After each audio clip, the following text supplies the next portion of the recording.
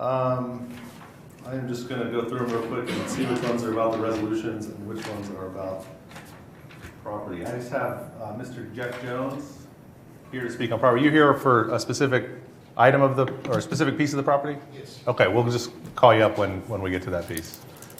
Thanks. All right, we'll start with item 2. With the hearing to determine whether the following structures are dilapidated or abandoned and subject to abatement under 11 OS 22-112 and 11 OS 22-112.4. The council will vote and may take other action authorized by said statute at this meeting with regard to these properties. So we'll jump right in with item 1, property addressed at 214 North Main Street, Stillwater, Oklahoma.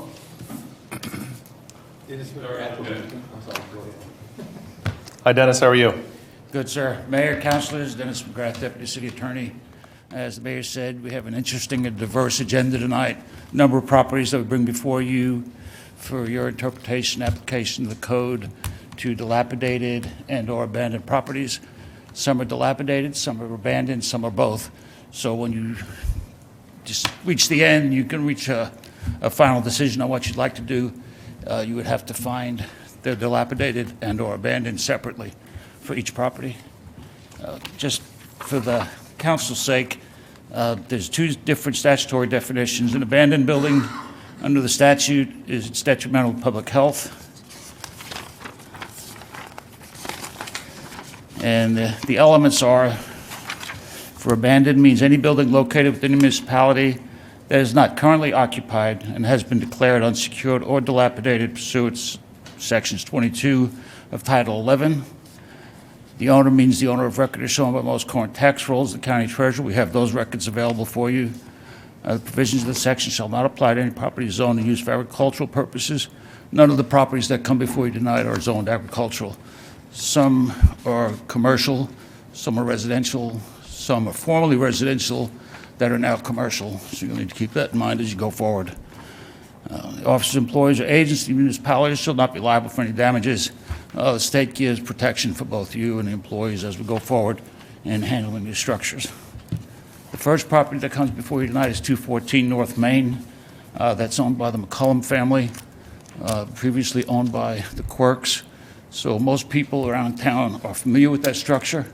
It's across the street from the Sonic. We have the code enforcement officers here that will present each piece of property to you, and I'd like to call them up and just allow them to present the record to you. I may have some questions for them to bring out some more specifics as we get there. But at this point, I'd like to introduce James Moore, who's the code enforcement officer for the city, and we'll bring out his training and education just to help support your final decision.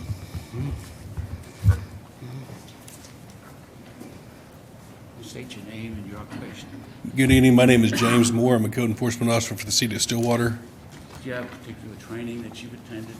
Yes, I do. I've obtained the Oklahoma Code Enforcement certification as required by parameters of my job. And that's the education training the statute speaks of, to give qualifications to make determinations on these structures. That is correct.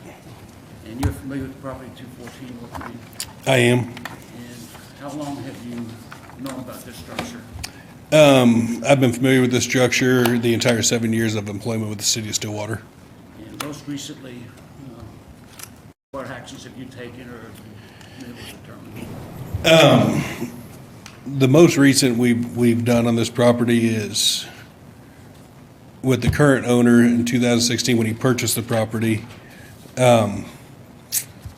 We've taken actions to secure the property to make sure that it's not accessible to transients or any type of wildlife to get in and inhabit the property. And then at one point, we've also discussed trying to clean up the property and make it so it doesn't look quite as run down as it currently sits. Familiar with the requirements for dilapidated and abandoned? Yes, I am. Does this property fall under both sections? Yes, it does. Can you say when it last had utility service to it, or if it still does have utility? The last utilities, you took my sheet. Do you have any pictures? I do have pictures of the property. It'd probably be easier just for you to go through the photos and show Sure. them. This is the county assessor's picture of 214 North Main Street. And 214 is further south. That is correct. And then 260, which is the next property, is the one immediately north. That is correct. This is the east side fronting Main Street. As you can see, that does have a fairly fresh coat of paint on it. The property owner and I discussed this last year about when I mentioned trying to get it somewhat cleaned up so it's not as much as an eyesore, and this is what was accomplished during that task that we set out. As you can see, though, there are holes in the siding still, and this is, again, is the east side fronting Main Street. You can see that if you look towards the bottom of the foundation, you can see that there's crumbling and cracks in the foundation. Pardon me.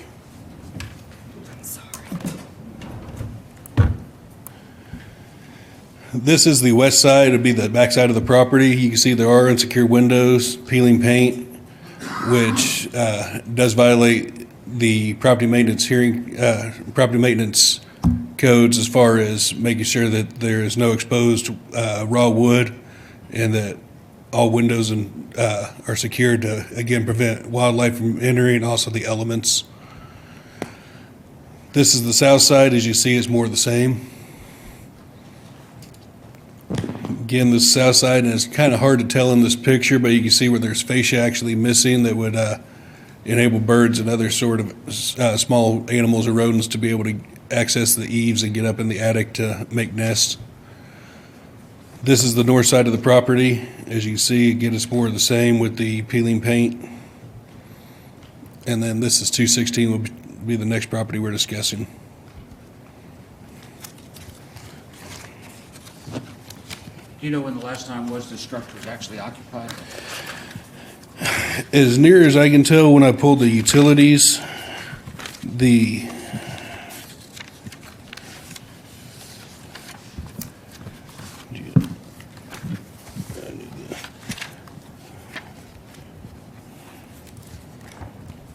This property's recently had a change of ownership, correct? that is correct. In 2016, it was acquired by the McCollum Family Partnership. Since that time, are you aware of any major rehabilitation efforts to the structure other than a few places with paint? The only other major thing, we talked about removing the boards from the front side of the property, of the house. When the property owner did so, he discovered that the window sashes and frames are too far gone with rot to be able to safely support the windows inside. And so we decided jointly to make sure that, to keep the windows boarded to just avoid a safety hazard. And based on your records and your knowledge of the structure, has it been boarded up for in excess of 18 months or more? Yes, it has. And as far as you know, nobody's been living in there since that time? That is correct.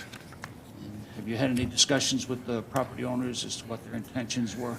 I did talk with the property owner, with Jim McCollum, who's representative for McCollum Family Partnership, and he said overall they would like to demolish the structures. So you're not aware of any plans to try to rehabilitate the structure and make it habitable? No, I'm not.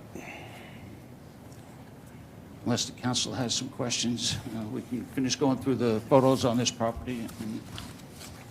You want to move? 216 while we're, I'm sorry. you want to go ahead and go through the pictures on 216 so we can just, can we deal with them together? And just vote on them separately. Okay.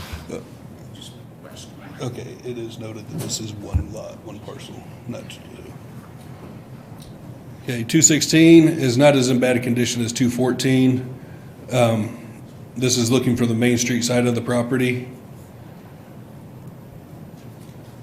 This is the east side that does front Main Street. You can see some light damage to some of the siding. This is the west side of the back side of the property. It's hard to really get a good angle. The window that's visible in the picture does have a gap that would make it accessible to rodents and small animals. Due to the overgrown foliage, it's hard to get up to that side of the structure to take pictures. Yeah, this is the south side. There's you can see kind of in the picture how the roof is a little warped. Again, you can see gaps in the boards covering the windows, as well as damage to the siding. Then this is the foundation. There's the screening covering this ventilation point in the foundation is missing. Again, it'd be a harborage for rodents and small animals.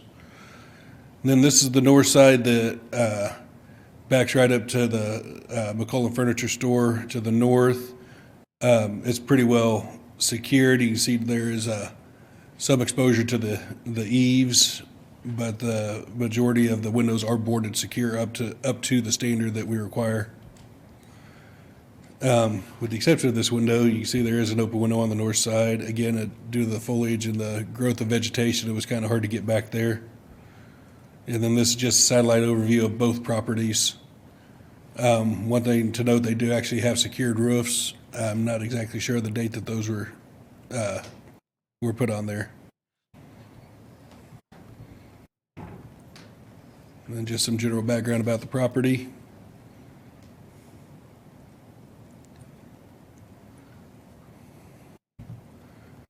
Then ownership was verified using the treasurer and the county assessor site. The owner is McCollum Family Partnership. Date of purchase was June 3rd of 2016. This is in a commercial general zoning. The last known utilities for 214, the only registered reading we have was 3/2 of 2017. That's when the City of Stillwater Utilities Department would have activated the meter briefly in order to retire the meter and pull it from the property. Utilities for the last unit in 216 were terminated February 2nd of 2010. And then this is just verification with the county assessor on both properties being under McCollum Family Partnership. Also with the treasurer, again verifying the ownership. This is zoning map showing exactly the zoning that it is.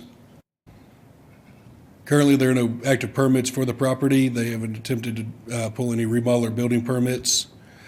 Current violations, as I discussed during the pictures: protective treatment, paint and peeling from the lap siding, wood is unprotected and deteriorating. The exterior walls have the peeling paint. They're becoming detached due to lack of paint and maintenance. The weather's getting in and starting to warp some of the siding. As you can see in the pictures, there was a lot that was missing. Windows, doors have been, they show extensive rot. Several of the windows are broken open with weather. And again, as I mentioned, when they attempted to take the boards out the front, Mr. McCollum relayed to me that the wood around the panes of glass were too far gone in order to be safe. And that's all I have on that property. Title was transferred on this property in June of 2016? Yes, sir. And it's been boarded up since then? Yes, And our utility records show that there's been no power to either one of those structures since at least 2010. that is correct. Have you received complaints from the public or anybody else besides your actions? Yes, I have an occasional phone call, especially around this time of year with the returning of students, and then leading up to football season, returning alumni and of that sort. Call and inquire about the state of the property. So besides your own actions, you receive public complaints as well, being a detriment to the neighborhood? Yes, sir. If I have any further questions, turn it over to council or to the property owner. Council, any questions for code enforcement? Thank you. Mr. McCollum's here. Mr. McCollum's here. Well, if he has any questions, we can make a presentation. Sure. Well, good evening. On this piece of property, well, both of them, we purchased about 3 years ago from someone who had them boarded up for many years prior to that. We had the opportunity to purchase them, and so we did. We have evaluated their use, not only because of their zoning. There is, it was explained to me that there is no reuse for a residential structure, and that we plan on demoing them. I don't know if I'm supposed to ask for time or help or... We're asking the council to order them abandoned or dilapidated and order their removal. I ask you not to order them abandoned or dilapidated and allow us to remove the structures ourselves.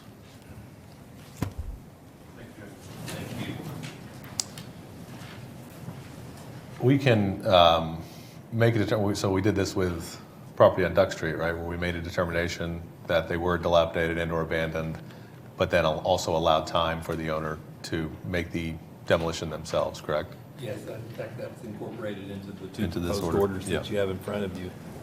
Mr. McCollum, do you have a sense of how long it will take you to get them down? Well, I'm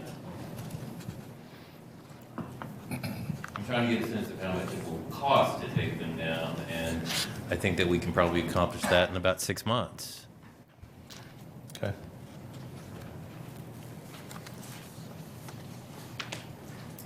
While you ponder that, I review that I gave you the definitions of abandoned building, but not the dilapidated. I can give you the definitions or give you a copy of what statute provides for your own review.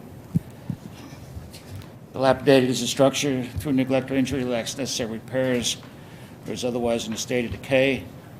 A structure which is unfit for human occupancy.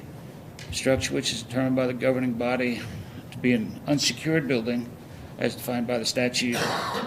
A structure which has been boarded up and secured as defined by the statute for more than 18 months. And a structure declared by the governing body to constitute a public nuisance. And it defines the owner according to the tax records. I don't understand the reason for not declaring it dilapidated and abandoned. Well, I think Mr. McCollum's just asking us for time to get it down himself. I don't know that you'd argue that they meet the definition of dilapidated and/or abandoned. Not argue that. Okay. So then it's just a question of how much time do we need to put in here to say, a reasonable amount of time to get it done. I think with our last one, we gave them 90 days, and it's not down yet, as far as the last time I drove by there, although I know their demolition permits have been issued and on that one. They are mobilizing. There's a big gas tank out there as of this afternoon. Okay. I did see the pickup. Yeah. And I certainly understand the cost and the time necessary to get something like this underway, but I'd also like to see something happen. My suggestion for a timeline would be January 1, which would give 4 months, and kind of a round number in terms of when we would expect to see it down. Do we have any latitude to, say, 4 months and a penalty after that? I don't know. Do we have any latitude, Mr. City Attorney? I don't know that we can order a penalty per se, but if you want to give them a specific time to have it down, and if they don't, then at that point, then the city's authorized to take action, and that's what's incorporated in this order. So if it's not down in time, we go and tear it down ourselves and then charge it back to the owner, correct? Right, and what we did in the last one was we actually had a review date about 45 days out, so that he would come in and report progress. And part of the reason for that was if there was not sufficient progress, then the manager was actually going to start the process of bidding demolition of the project himself. So the order that's proposed, besides finding that the buildings are dilapidated and abandoned under the statutes, would give the city manager authority to tear it down if they don't meet the timelines that you impose here. Any other thoughts, council, regarding timelines? I think that seems reasonable. I think a January 1 seems reasonable to give. I mean, I understand it takes time to get these things in motion, but I think we certainly want to see it start to get in motion. We could put in a October 15 or November 1 deadline for permits and surveys necessary, and as the check-in date, and then a January 1 deadline for everything to be down. For everything to be down, or for the demo to have been started? Are we saying completion by January 1st? I think we write it in there like that. I mean, if he's got it halfway done and it's not done, I mean, we would consider what we need to do at that point. And these are it's a much smaller set of structures compared to the ones on deck. Shouldn't take as long to survey and get down. Okay, so we need a motion to declare them dilapidated and/or abandoned? You'll Do we need two a- motions on each one. And Okay. so the motion, my recommendation the motion would be to accept the findings and fact and conclusions of law set forth in the proposed order, to find the building to be dilapidated under 22-112A4 of the Oklahoma statutes, and allow the property owner until January 1st, 2020 to have the demolition complete, and require the property owner to report on progress no later than November 1, 2019. And if there's a I'm sorry. And upon the failure to complete the demolition under the grace period allowed under the ordinance, then the city manager is authorized to effect all remedies authorized under state statute with regard to removal of the structure. That was a motion. So moved. Councilman Rudnick? Yes, sir. Second. Don't make me repeat it, please. All right, we have a motion and a second to accept the findings of fact and conclusions of law in the proposed order here, finding that this property is dilapidated. This is for 214 North Main Street. Please vote. With a vote of 4-0, that order is approved. Is there a similar motion regarding 216 North Main Street? Yes. Same motion, different Actually, address. you need to do the abandon on 214. You need to find it abandoned pursuant to, Did we just do that? we can do that right now, 22 OS 112.4B. Oh, we've got to do separate motions for each of the grounds? Yes. Okay. All right, so we had a motion, we approved the motion to declare it dilapidated under 22-112A4. And I will now make a motion to declare the property abandoned under 22-12.4B. Second. We have a motion and a second. Please vote. With a vote of 4-0, that motion's approved. All right, so those are the two motions on 214. Just a point of clarification, it's Title 11, not Title 22, on the statutes. Oh, I'm sorry, Just it's Title to 11, correct- Section 22. Yeah, to correct the record, 11 OS 22-112A for the first motion, and 11 OS 22-112-4B for the second motion. If You we guys could make can all that tell we correction haven't to done the this record. very often up here. Yeah. A lot of numbers to deal with this week. Thank you for that correction. My apologies. Okay, so I will make a motion regarding 216 North Main Street to accept the findings of fact and the conclusions of law in a proposed order, and find that under pursuant to 11 OS 22-112A4, the structure is dilapidated, and order removal as of January 1, 2019, with a check-in on November 1, January 1, 2020. Yeah. With a check-in on November 1st, 2019. Second. We have a motion and a second. Please vote. With a vote of 4-0, that motion's approved. I will now move as to 2016 North Main Street for a finding of abandonment under 11 OS 22-112.4E. Is that right? 4E? 4B. B. 4B. Second. That is a motion and a second. Please vote. With a vote of 4-0, that motion's approved. All right, that's those two properties. What's next, Dennis? Mayor, councilors, this again comes with two individual parcels located next to each other, 502 and 506 South Lowry. These are both residential structures. They're currently located on a parcel that is no longer zoned residential, it's actually zoned commercial. A couple of distinctions in these cases. We have the code enforcement officer that's going to testify. We have the zoning change where it can't even be grandfathered in to be reconsidered as residential. So going forward, absent a variance from the Board of Adjustment, this is commercial property. We also have two citizens that will be here to testify at the culmination of the code enforcement officer, just to give you some community information as to how it's affected them and the state that it's in. Can I ask you before you get going, Dennis, given that it's currently zoned commercial, is there a different standard that we're applying, given that it's commercial property? No, the owner is trying to remodel it as residential. Oh, okay. So that's just food for thought for you as you go forward in seeking what his intentions are going forward, whether that can even be accomplished or not. Okay. Both of these properties come again before you as dilapidated and abandoned. They've been unoccupied for a long period of time. One has had power, one has not. But I'll leave it to the code enforcement officer to give you that. And we also have the records available if it becomes an issue as far as notice goes and the green cards returned from the post office to show the date when they were actually served to give notice at tonight's hearing. And at this point, turn it over to James Moore again.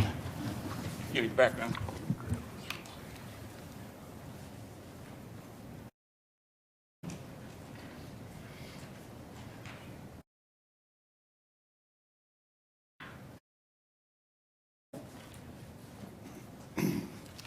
All right, good evening again. Real quick, I'll just roll through the pictures that we have of 502 and 506 South Lowry Street. This is the, pardon me, the assessor picture of 502 South Lowry. This is the west side fascia of 502 South Lowry. You can see, it's kind of hard to see again in the pictures above the porch there. There is some signs of damage to the fascia. This is the east side porch that is fronting Lowry Street. You can see damage right into the wood is also being propped up by the concrete block under there. This is the west side foundation. As you can see, this house was built quite a while ago before today's current standards. So you can see the majority of the foundation is actually stone. This is the north side of the property, looking at the fascia again, noting the rot to the wood. This is the west side, which would be the back side of the property. This door has been boarded up for as long as I can remember on the property. There's also evidence of damage and water damage to the siding of the fascia. This is the north side of the property. Some years ago, the property owner scraped all the paint meticulously off of this side of the structure, and that is bare wood that is exposed to the elements. And then the front porch is hard to see, but there some damage to the fascia. Also, just kind of get an overall view of the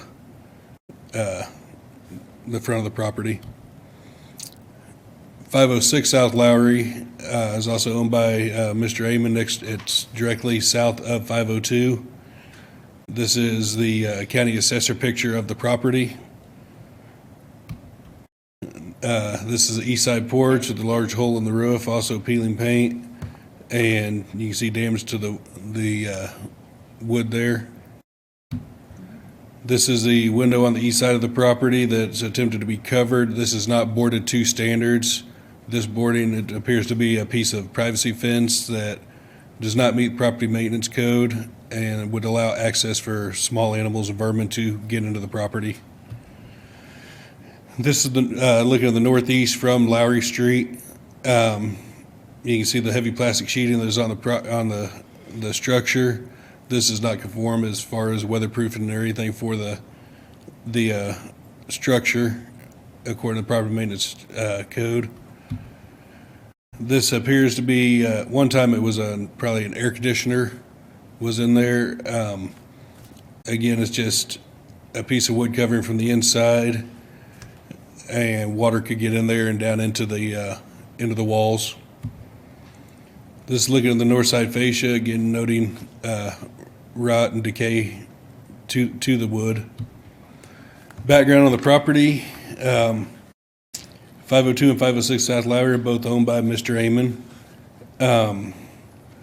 The City of Stillwater Police Department has several cases involving property maintenance as well as suspicious persons and other calls for service with police officers to the structures, as well as reports of people squatting inside the abandoned structures. Using Payne County Treasurer and Assessor, verified ownership to Dan Amon. Date of purchase of 502 cannot be obtained with online records as it was purchased prior to the county assessor putting those records online. 506 shows to be purchased in October of 1991. It is verified with county assessor. This is zoned as a commercial business zoning. The last known utility for 502 was March 21st of 2003. A red tag was placed on the property July 9th of 2015 by our electrical inspector, Les Curry. 506 South Lowry does have active water, sewer, and electric. However, pulling records prior to this hearing, utility usage of 506 was 0 gallons of water used and the average of 125 kilowatts of electricity monthly. This is just a zoning map, shows that it is zone commercial business.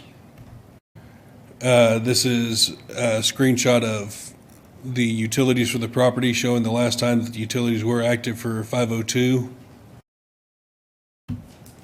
And then this is a screenshot showing current active utilities at 506 South Lowry for the utilities is marked as Unit 4 of that building. Currently, there are no permits for 502 South Lowry.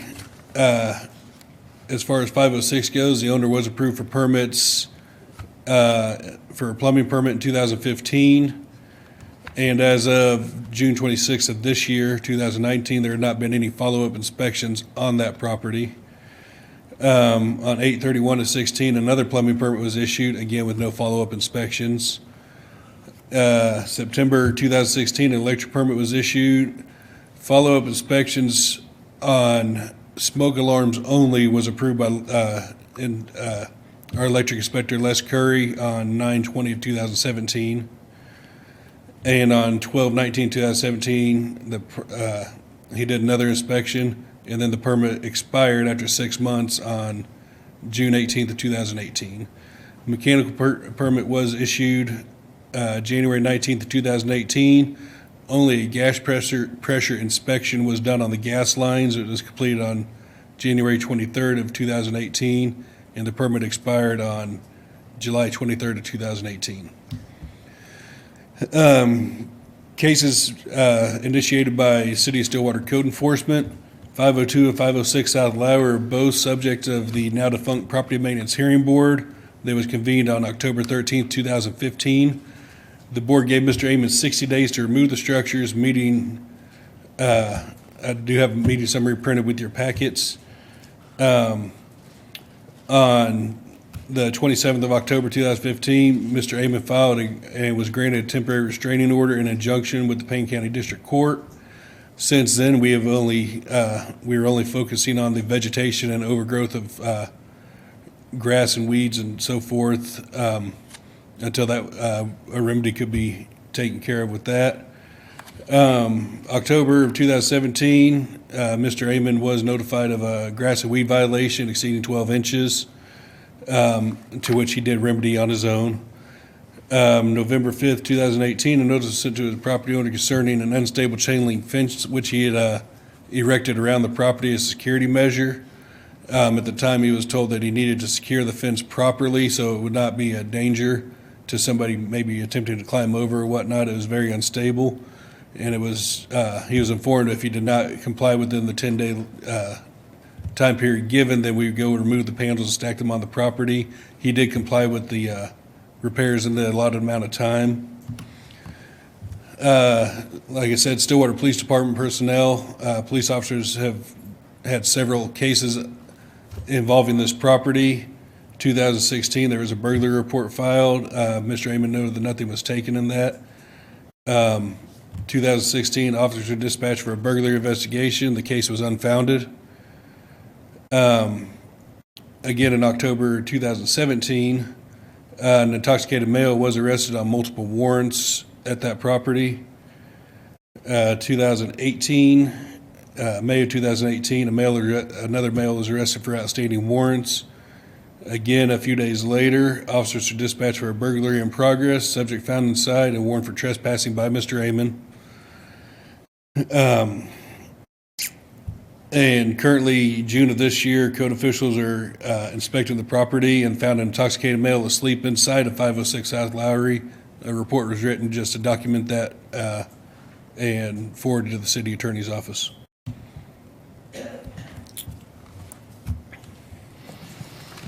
How long have you been in your current position? 7 years. And based on your knowledge and the records of the city of Stillwater, had there been action begun on this property before you started?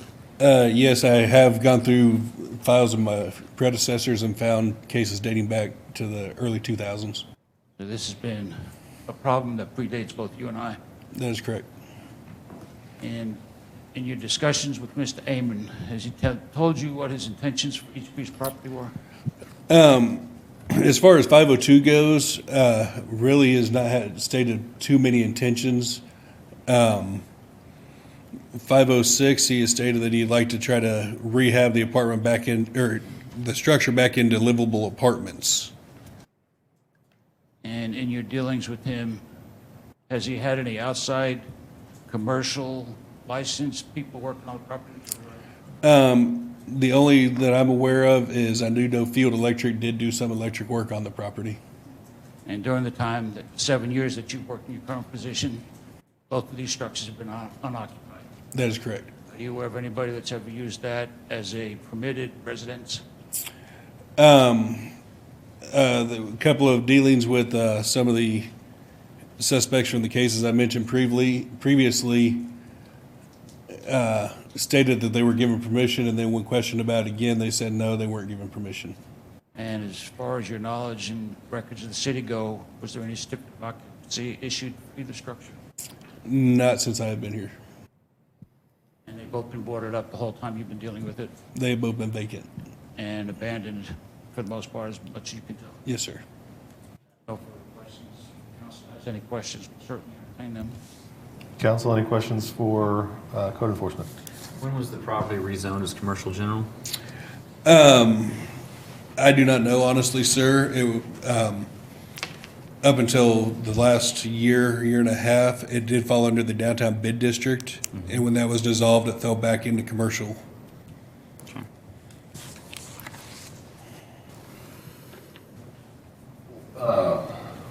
Was it just 506 that had an order that was to be demolished, that was later an injunction It issue was against? Or was it 502 both and of them? 506, sir. Both of them? Was there a reason given for the injunction? By the county court? Injunction issued. I think there was an application for a temporary restraining order, and that was never granted. Okay. But these are different instances of violations, so even if there was one in place, Sure. they would not impact this one, and that's something we can address if this thing goes forward to the district court.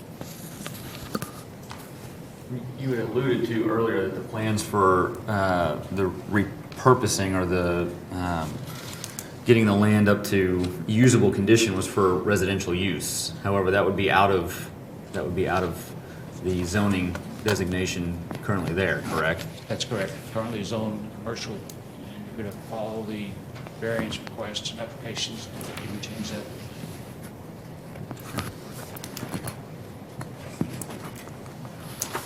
Any further questions, council? Is there a representative from the owner here? Yes, sir. I believe Ms. Damon is represented by counsel, Ms. Smith. And if she has any questions for Officer Moore, or I'll turn it over to them.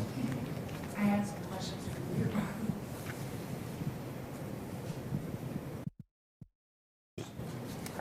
There's, I believe, a couple of other witnesses too, but I don't know how Dennis is. It's Ms. Smith, legal representative for Mr. Amon. Hi. Mr. McGrath said that the property was not within the grandfather clause. When was it zoned to be commercial general? I don't know when the zoning changed, it's several years ago. Okay, and what prevents it from being grandfathered in? The code. Once it gets outside of being a residence and stays abandoned for a given period of time, and the zoning changes, and it becomes a zoning, you would have to go through the Board of Adjustment and apply for a variance. Whether they give it or not is up to them. But there is a possibility that the Board of Adjustment could do that. There's a process, yes. Okay. And since the photos were taken, the house has had some changes done to it. And I don't know if the code enforcement person, I'm sorry, I've forgotten his name. I don't know if he was aware that Mr. Amon is actually, it does look like it's bare wood, but it's actually not bare wood. He's covered that wood with Thompson's water seal. He has this desire to have an antique look to his home. And he has been using this residence, not as a residence, but he's been working on it every single day. If you were to drive by any morning between 7 o'clock in the morning and noon, you would see him and his vehicle there working on it. He may have placed some of his importance in the wrong place. Mr. Amon did spend a lot of time working on the sidewalk and has most recently started working more towards the actual structure. If you were to look at the pictures, and I don't know if I could access them, could I?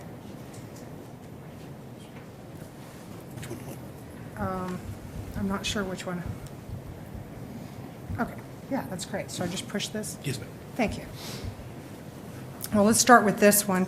The plastic sheeting was on the roof at one point in time to cover up damage to the roof. He has since repaired that roof, and if you were to drive by, you would see that the sheeting is gone and the roof is no longer leaking. In regards to this area right here, and I have not personally gone by and looked at it, but in the last week, he has repaired the damage to the boards around the porch.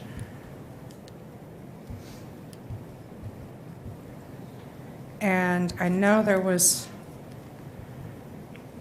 some issue with the foundation that he reports to me, and again, that's also been within the last week, that he has made the repairs to his foundation.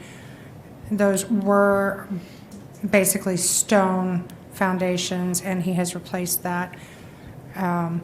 He has also, there was a wall that it doesn't show, there was a wall here that actually did have peeling paint, and he has since gone through, scraped the peeling paint, and has repainted that side of the building. It was in 502 on the south side, which was blue, and I don't see any pictures of that here.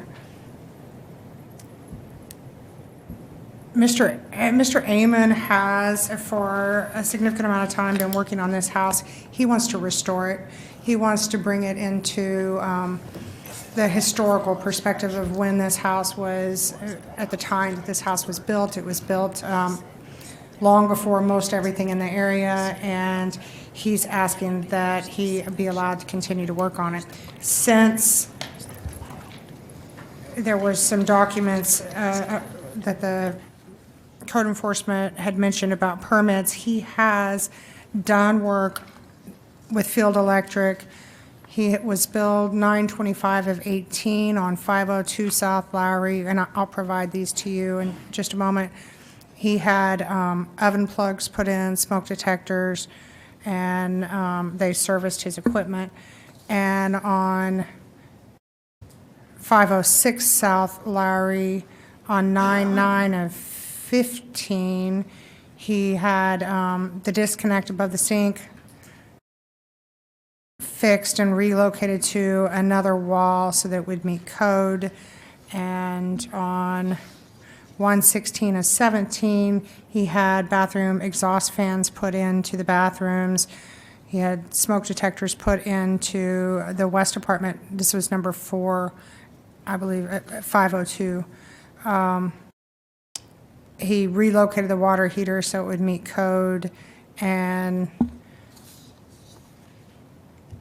on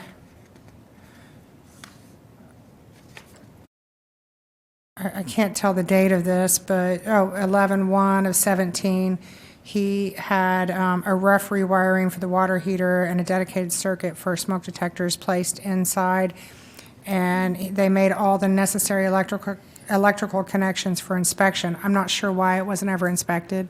I don't know if that was the responsibility of Field Electric or of the homeowner to come out and request that it be inspected.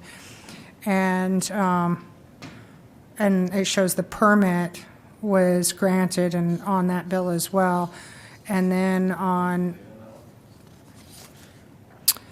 11/1 of 17. And then on 12/19 of 17, at 506 South Lowry, they installed switches for the GFCI, an exhaust fan in the bathrooms, and exhaust fan trims, and the motor was trimmed out for a final inspection. I'm not sure why that wasn't inspected. And they replaced the malfunctioning GFCI outlet in the bathroom and installed smoke detectors. It does not indicate, I guess that would be the,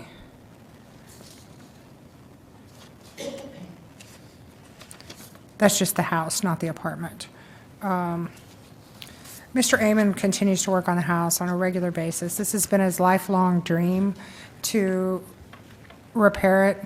While some people might see it as an eyesore because it appears to be bare wood, that's actually the look that he was seeking.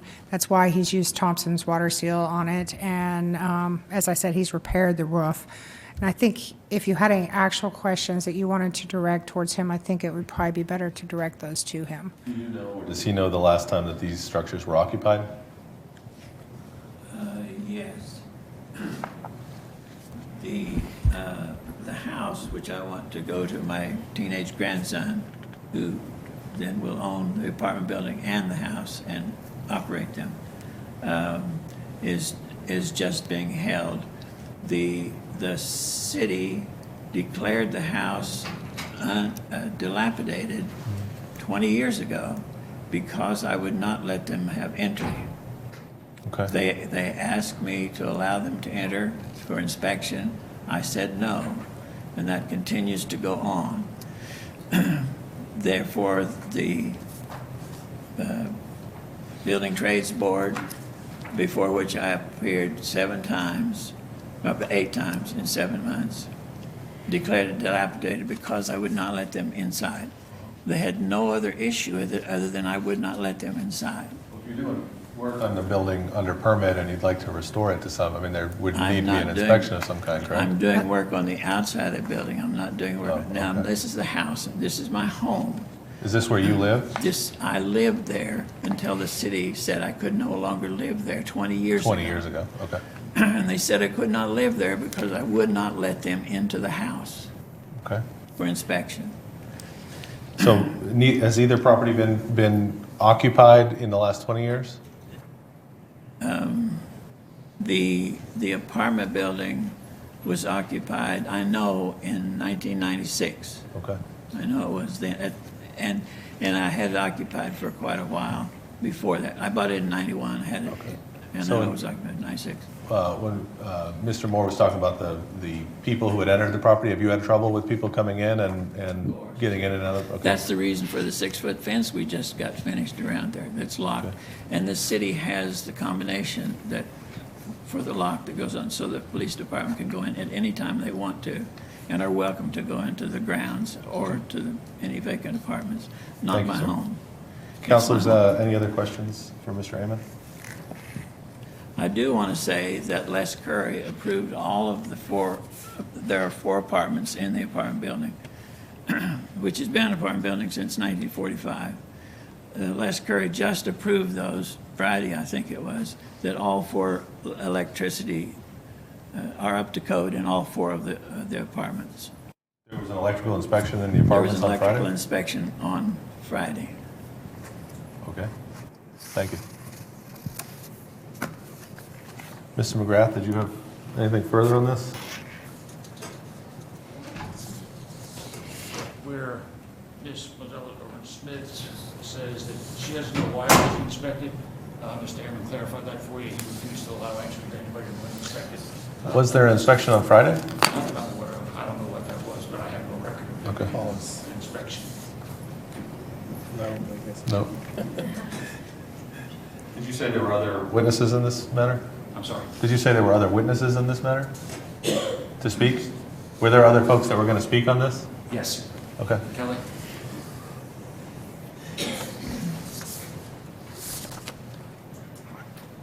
State your name, occupation, and how you know about this property. I'm Kelly Harris with Keystone Engineering. I am clients of the businesses to the south of these two properties. It's a gym and a salon. I try to go a couple days a week, but that doesn't always happen. But I've just seen over the years people in the backyard of this structure of this property that I didn't believe were the owners of the property. Sometimes they were drinking things that I don't know what they were drinking during the middle of the afternoon. I've just heard the business owners' stories, again to the south, of the time that she has to take to call police officers. Those few instances where he was made to mow the yard, I've seen where those pests have then come into the property to the south, and that she has to do the pest control to counteract the once-a-year mowing. The fence that was recently put up, I have seen people in the backyard since then, so there's apparently an opening somewhere. You're a local engineer, correct? Yes. Based on your professional opinion, does the dilapidated nature of the two properties south of your clients affect the economic value, safety? Yes. I don't know of anybody that would go on the front porch of these two properties. This is zoned commercial. I do know that the owners of the business to the south and surrounding business owners would like to purchase the properties and do development on them. Thank you. Any other questions? Councilors, any questions for Ms. Harris? When was, this is not really for you, Kelly, but when was the fence completed to keep people off the property? You know, it was this year sometime. I'm not exactly sure. The last person we found not owning the property but retaining residence there was June 5th. Is that correct? Thank you. Thank you. One more. Mayor. Proceed. Richard's a property owner. Okay. An adjacent property owner? State your name, business. Hi, my name is Risha Freshley, and I own the salon and the gym next door to this situation. I've owned it for about 7 years now, and we've had some quite traumatic things happen. I know it was up here, but to be in the situation when it happened was kind of scary for a lot of people. We do have a lot of children at our facility now, and the people behind the fence yell, and they're highly intoxicated, and the parents of the kids have had to get involved. I actually had to take a 2-year-old from one of the people next door. The mom was doing a drug deal next door. Amy's been in the salon when one of them has come in and sat and screamed and yelled and caused a whole bunch of chaos. My girls are scared to come to work early in the morning because of the people that are there. They dumpster dive. They're taking showers now at our hose. We have pictures of it. And like I said, I've owned it for 7 years, but this was going on for 10 years prior to this. My business partner had it before. And so just 17 years of trying to better our business is almost impossible with the situation right now. It's hard because we're hard workers, and it's just frustrating. So just wanted you to be aware. Thank you very much. Thank you. Councilors, any questions? Does the current state of the property next to you have an economic impact or cause you to lose business? Absolutely. Absolutely. Thank you. I have nothing, Mayor. Nothing further? May I comment? Sure, Mr. Hammond. Comment? What would you like to say? I would like to say these people want to buy my business. They want to buy my property. Okay. They want to expand. They have a small property that's too small for what they're doing now. They want to expand. I do have problems with vagrants. On the 8th of August last year, Officer Moore informed me that I had to stop these vagrants from being around. We started the fence. It should be solved now. They break in. They're a problem to me. They're not just a problem to the city. They're a problem to everybody. They're a problem to me. Thank you. We had a hearing 4 years ago. The city would not allow me electricity. I have 5 units that had been approved on my property for electricity. The city I repeated many times to try to get electricity so I could do work there. 4 years ago, we got a new city manager. I finally got some electricity in there.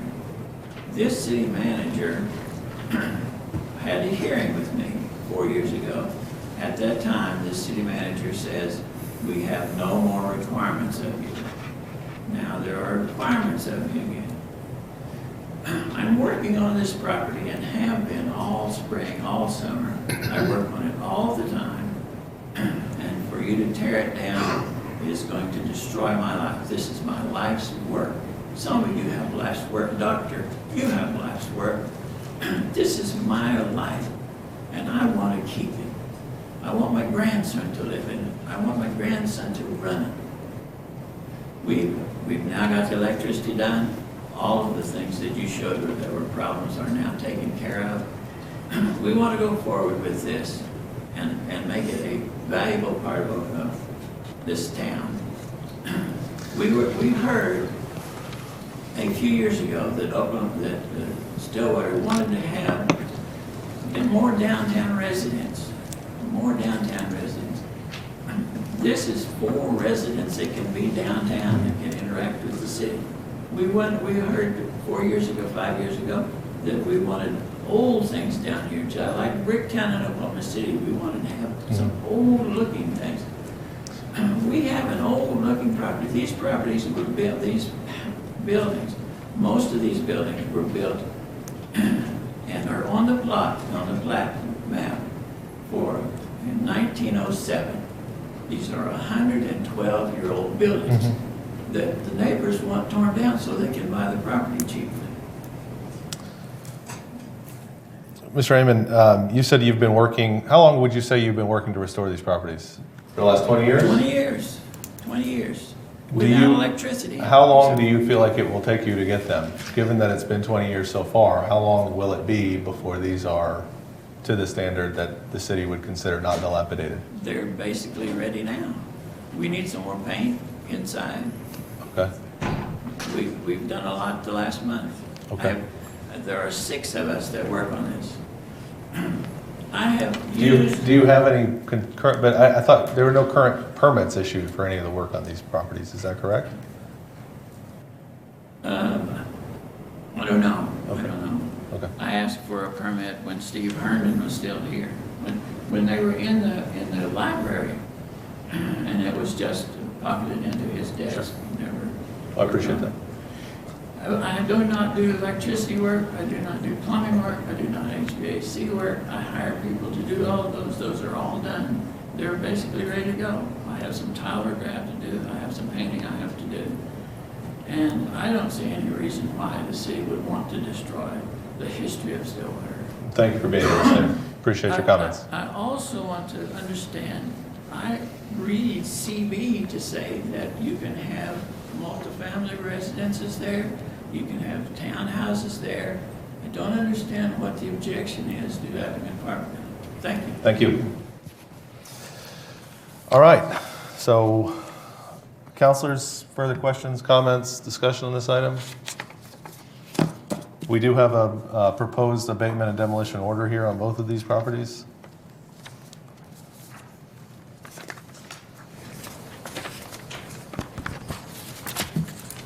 This is really tough.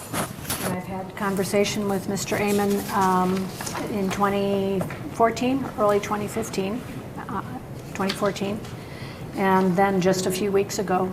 And it's, you know, I'm really torn between his story and the condition of the property. and the list of problems that have arisen because of the condition of the property and the effect on the surrounding properties. I am very sorry that this has come to this time, and I would go ahead with the order. Well, I will say that I agree in the respect that this is a very difficult decision.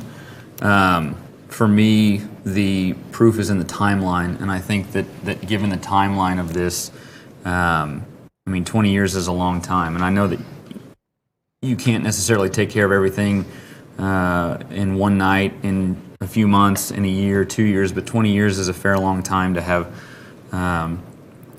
a property in the condition that the property is in now. And based on what we've heard from code enforcement, is probably not too much nearer to occupancy than we were several years ago. And so, Come in my property and look at my apartment building from the inside and see what you think is wrong with it. no, I understand, Mr. Amon, and like I said, this is not ever an easy decision. But the facts that were presented this evening show behavior or an inability to repair the property over a significant amount of time.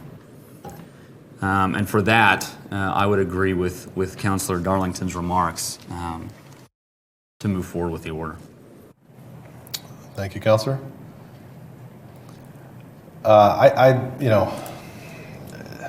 Every single one of these is difficult. This is people's property, and that's a very difficult thing to sit up here and try to make really life-altering decisions about. And I certainly, Mr. Amon, appreciate your comments and your passion for the property. I think one of the things that I guess concerns me again is sort of the timeline. It's been 4 years since the last order to do something here, and there's not a lot of progress that's been made. And while it's your life dream to have these properties restored, I think it's your neighbors and other people's in the community's dream to have a neighborhood that lives up to their standards as well. And so it's difficult to weigh those. And that's unfortunately what we're given the task to do, is to weigh the interests of members of our community. So I think based on the evidence and based on the findings that we've been presented tonight, I will make a motion under 11 OS 22-112A 4 that this property is dilapidated. It's been unsecured, found unsecured 3 or more times during the last 12-month period. It has been boarded and secured for a period of at least 18 months prior to now. It's frequently occupied by transients who remove boards and other barriers to access. So I'll make a motion to declare the property dilapidated under that code section. Second. We have a motion and a second. Please vote. With a vote of 4-0, that motion's approved. I'll also move. No, that's the only one we have on this one, correct?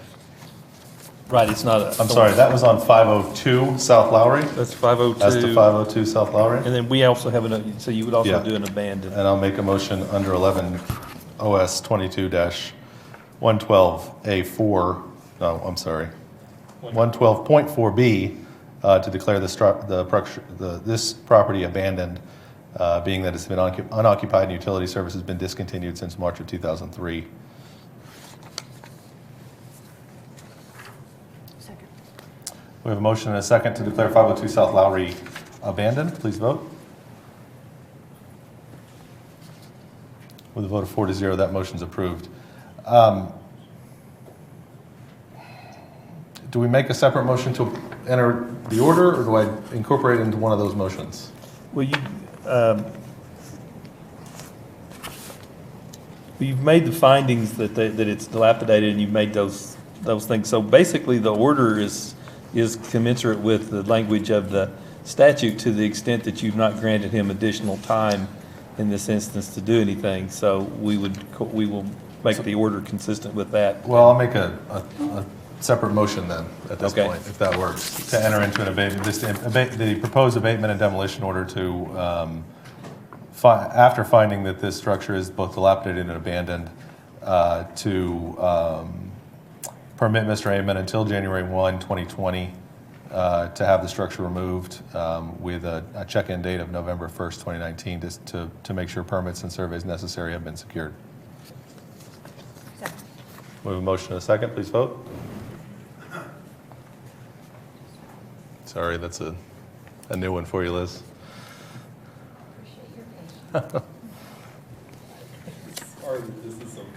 It's not the most streamlined process, is it? No, sir.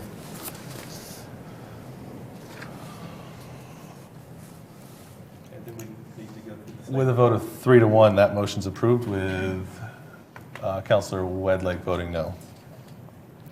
All right, on 506 South Lowry, I'll make a motion under 22 OS, 11 OS 22-112.4A, that this building is dilapidated after being found unsecured 3 or more times in the last 12-month period, being boarded up for a period of 18 or more consecutive months, and occupied frequently by transients who remove boards and barriers to gain access. I'd also like to enter this proposed order to order the structure demolished by January 1, 2020, with a check-in date of November 1st, 2019 for permits and surveys. Second. We have a motion and a second. Please vote.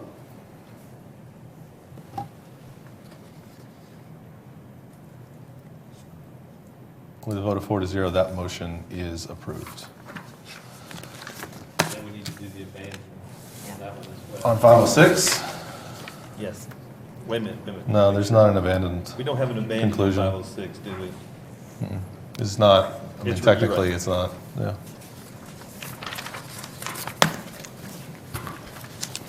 Okay, that takes us to property number 5, 711 and a half West 9th Avenue, Apartment A.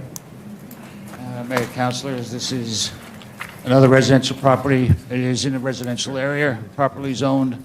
Paul Bostic is the code enforcement officer that's handled this one, and we'll qualify him and turn it over to him. How long have you been in your current position? 7 years.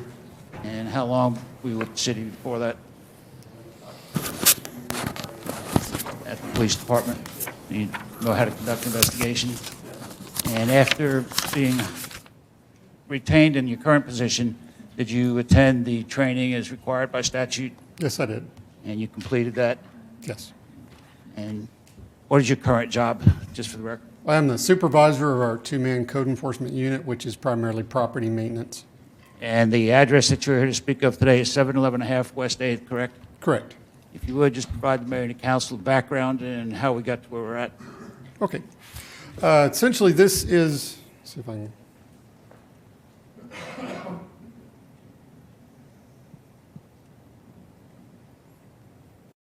I'm not sure how to get it up on the screen. Oh, there it is. Just to kind of refresh or give you an information on what this is, this is a rather large lot. It faces 8th. There is a front house, which is a fully workable rental property. This is a little, the one we're dealing with is this small little attached or secondary building, which is on the alley on the south side of the property. As again, the attorney stated, this is zoned as single-family residence. So again, technically, the building could probably not be rehabbed as a resident unless it was granted a variance. Researching the property, we found that it currently belongs to 3D Business Management, who has a registered agent as Leanne Drummond. I believe it was purchased in April of 2008. The last known utility I could find record for was in February of 2005. Some of our past history on this is we've done several orders to mow and clean the property and do board ups. This is the front of the property, which is actually the front door faces to the east. The building material that you see there was at one time kind of scattered around the property as if some point in the past it was going to be re-roofed. We did a forced cleanup on this property, and I'll kind of go into its timeline in a little bit. And we my contractors piled the stuff up on the porch to get it out of the way, and it's been there ever since. Again, this is kind of another look at that front of the property. Again, it's very overgrown, and on this one you can see that there's, one time again it looks like they were trying to put some sort of siding on the building, and it stalled out. It's only partially on there, and it's now starting to come loose. The windows are starting to peel away. And again, this is the front door area, and it had, at one point we did an order and the front door was boarded shut. This is the north side that faces a little residential. Primarily the problems I've dealt with before is that these foundation grates are gone. That allows access underneath the structure for anything that wants to go and nest or habitate. You can see the windowsills are badly getting peeled. Again, there's a lot of growth on the house and quite a few limbs and debris that's fallen down and come down on the roof. It's just kind of a close-up of one of the windows. Several of them have this problem where the sills are completely rotted out so that all of the structure is gone and isn't supporting the windowsill anymore. Basically, my involvement with this property, we go back as far as I found record in 2008 when Code Officer Pettis, who's now retired, did a mowing and cleanup order. Apparently, the record shows that was complied and done by the owner. In 2016, I became involved with it. We had a complaint come into the tip line about overgrowth along the alley and trash being on the property on the south part of the alley, so that the trees and all were growing up to the point they were starting to block the alleyway. So I went up and I did a code order, basically ordering to clean up the adjacent alley property. And approximately 2 to 3 weeks later, that was done. On February 2017, I was actually in this area because I was checking another property, which will be brought up later. Of course, this is in February, all the leaves were gone, so at that point I could actually look up there and see the bad condition that the structure had become. I also noticed there was a considerable amount of trash, junk, building material, piles of what apparently were paneling they were planning to put on the house that were stacked up and rotting away. So that was in February. I sent a letter to the owners requiring that they clean the property and begin taking care of it. On the 17th of February, or February 17th, 2017, I received a letter from 3D Management who advised they were aware of the problems and that their plan was they were either going to clean the property or they would have it removed. Again, that was February. In September, I checked the property again. It was still not in compliance. There had been no work done on it. I could find no record of any kind of building permit or demo permit having been pulled.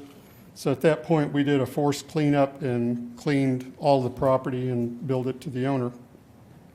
At that same time, I also sent a criminal citation violation for the property management.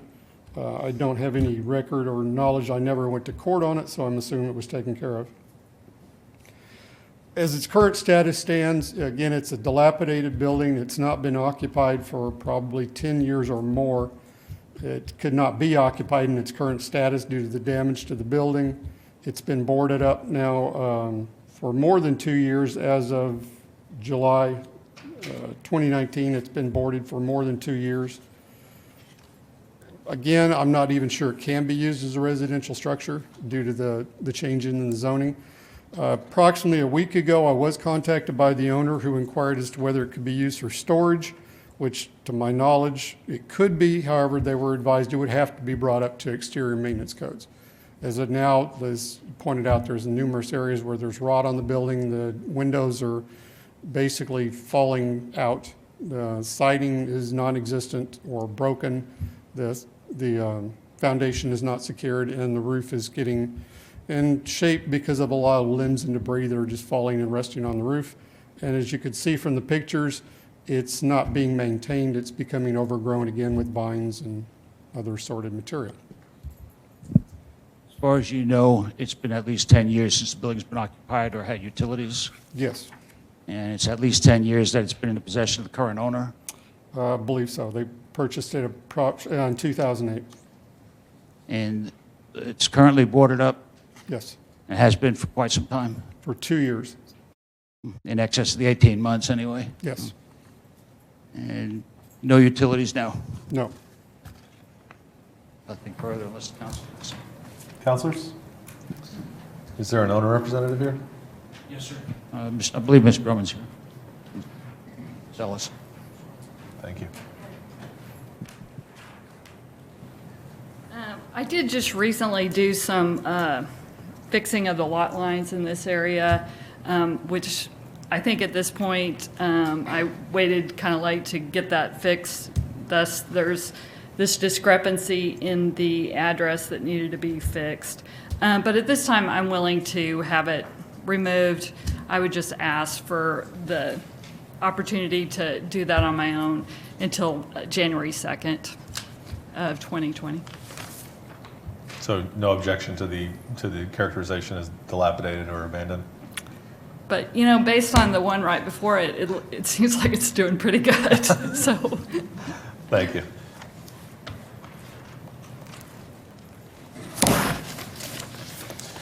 Counselors, any comments or questions on this item? We do have a proposed abatement and demolition order here as well. She asked for January 2nd. I'm assuming that's a Monday, whereas January 1st isn't probably a Monday. It's a holiday. Yeah, that's a good point. That's a good point.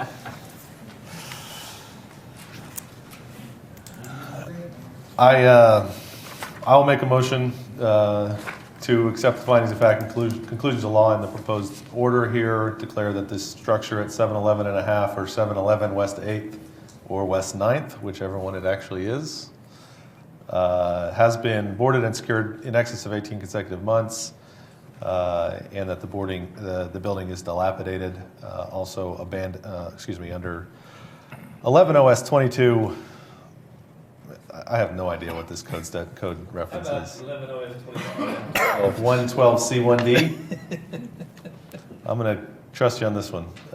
And provide that the building is also abandoned under 11 OS 22-112.4E because it's been unoccupied and utility services discontinued since February 2005. And to enter an order to have the structure removed by January 2nd, 2020. With a check-in date of November 1st, 2019 to make sure all permits and surveys are secured. Second. We have a motion and a second on this item. Please vote. With a vote of 4-0, that item is approved. Property number 6, 716 West 9th Avenue. Mayor, that's another residential structure, same area that the last one was in, handled by the same code enforcement officer, Paul Bostic, and we'll submit it to you for your consideration.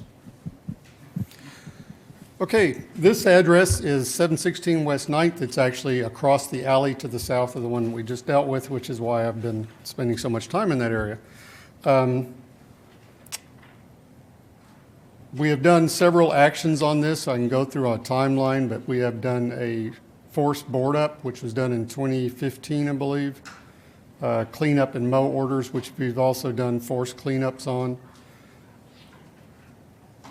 Okay, the house itself is was originally built as a duplex. Again, this has now been zoned as a single-family residence, so there would be implications as far as any kind of rehab on the structure.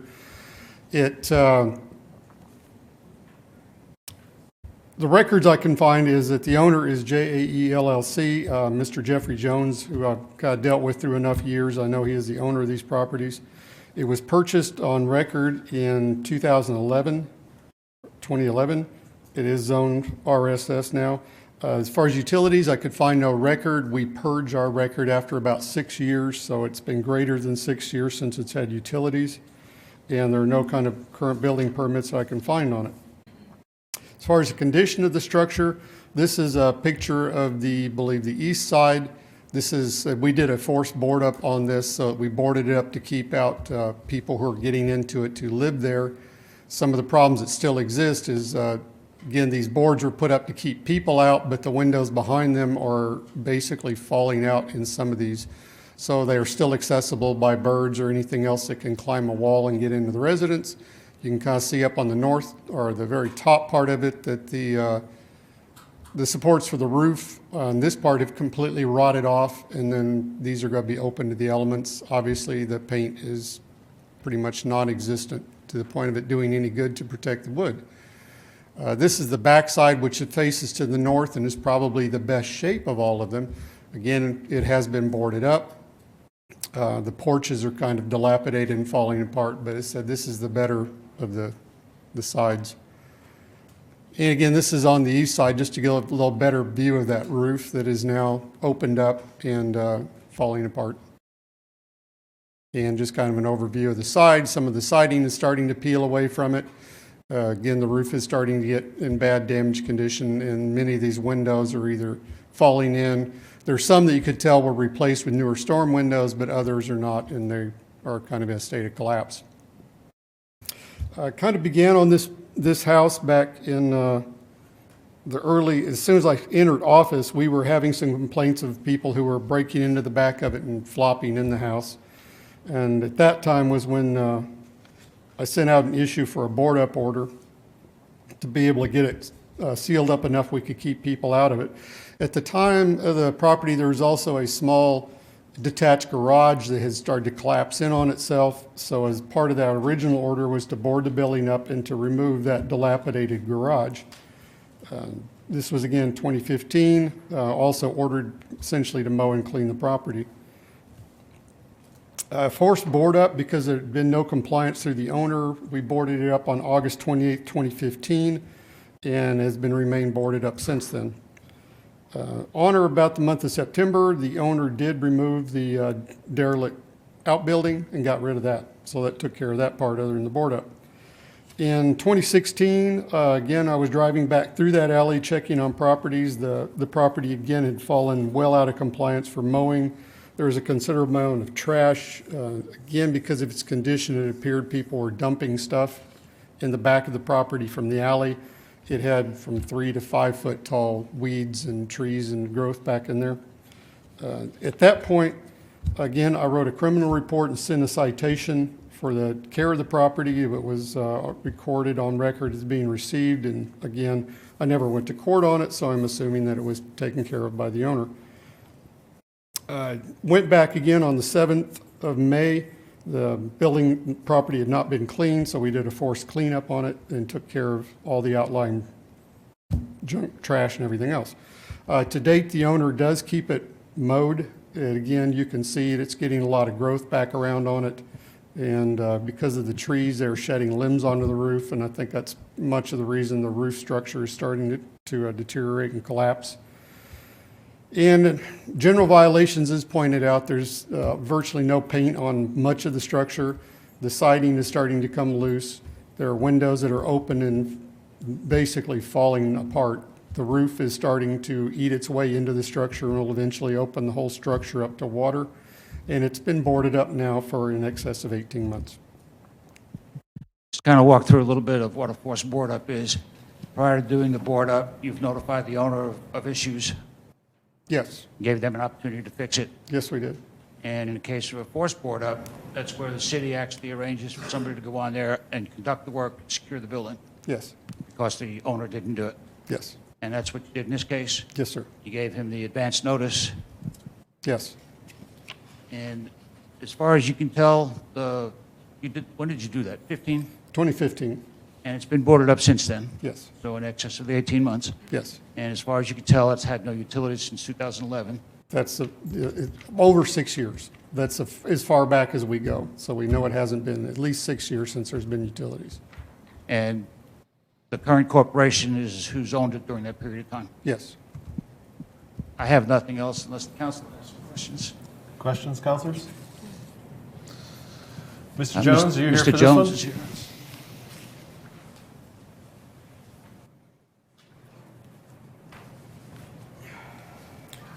I've never appeared before the commission before or anything else like this, but I do have some statement I would like to give to you folks about the property and everything else like this. I've owned the property before that 2011. I changed everything into LLCs for inheritance purposes of my different properties and things like that. I think we have some incorrect information that was given here as far as after there was one forced board up. I was out of town at the time, and I was out of town. I didn't even know this was coming until Saturday. I'd been out of town for a month on vacation, and I am semi-retired and stuff like this. I used to teach for the school system for a long time.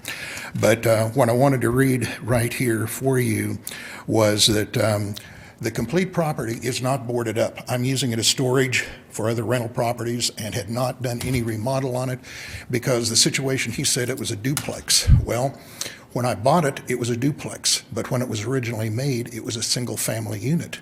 And so I remodeled it for the duplex and had people in both sides. The problem on that, it had been wired and everything. It had 2 addresses on it, but it only had 1 water and sewer on a thing. So I had to pay as the landowner that to get that taken care of.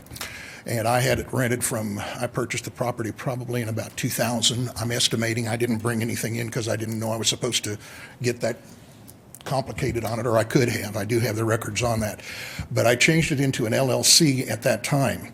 Now, as I said, the person who was the attorney who did all of that was a person who was sent the information on this that we had a problem, and I didn't know we had any problems as far as dilapidation or anything else like that because I am using it as storage now. The windows that were boarded up by the forced thing because I was gone at that time. When I came back, it had already been done. And I went in and fixed, there was a couple of other windows that had been broken and stuff like this, I don't know when, and I boarded those up from the inside so people won't come in and steal things because I had refrigerator, stove, stuff like that I was using. I was looking at possibly remodeling, but I didn't know whether I could do it as a duplex or do it as a single family home. So I thought I was legal to board it up the way I had it and had it secured where no one could get in any more than what it was. If you looked at the pictures here, the foundation is very good on the thing. The one place that he showed on the one side was actually the opposite side, which he talked about. I know it needs paint, and I don't mind painting and doing this. As far as the structure of the house, it seems to be very good foundation, everything else like that. The electricity was functional up till 2017 when we had a storm, which took a large limb, took the electricity down, and I didn't have it replaced at that time because I didn't know whether I was going to go ahead and remodel it as a duplex or the other way, but it was still functional storage is what it was. So what I did is when he asked me where the code said that we needed to remove the garage, I agreed. It was dilapidated, it was falling down, and I took the garage out, which had been asked for me to do, so I did it, and that was no problem. If I'd have known we had a problem right now, as far as this was concerned, I would have bids on it, and I would have looked, and this is what I have written. I'm not reading everything I'm doing right off the cuff right now of what I'm trying to tell you here. But if I would have known this, I would have had bids on this to see whether it would be advisable to go back to a duplex or find out if I could even make it into a duplex or if it would have to go into a single family unit. The property just to the east of that was remodeled in the last 2.5 years, and it took them 2.5 years to do it, and it was in a lot worse shape than this. And I don't mind remodeling it if it can be remodeled, but if the cost factor is too much in that area, it does not rent good in that area, and you do have more crime down in that area, I would be willing to take it out myself if that's appropriate.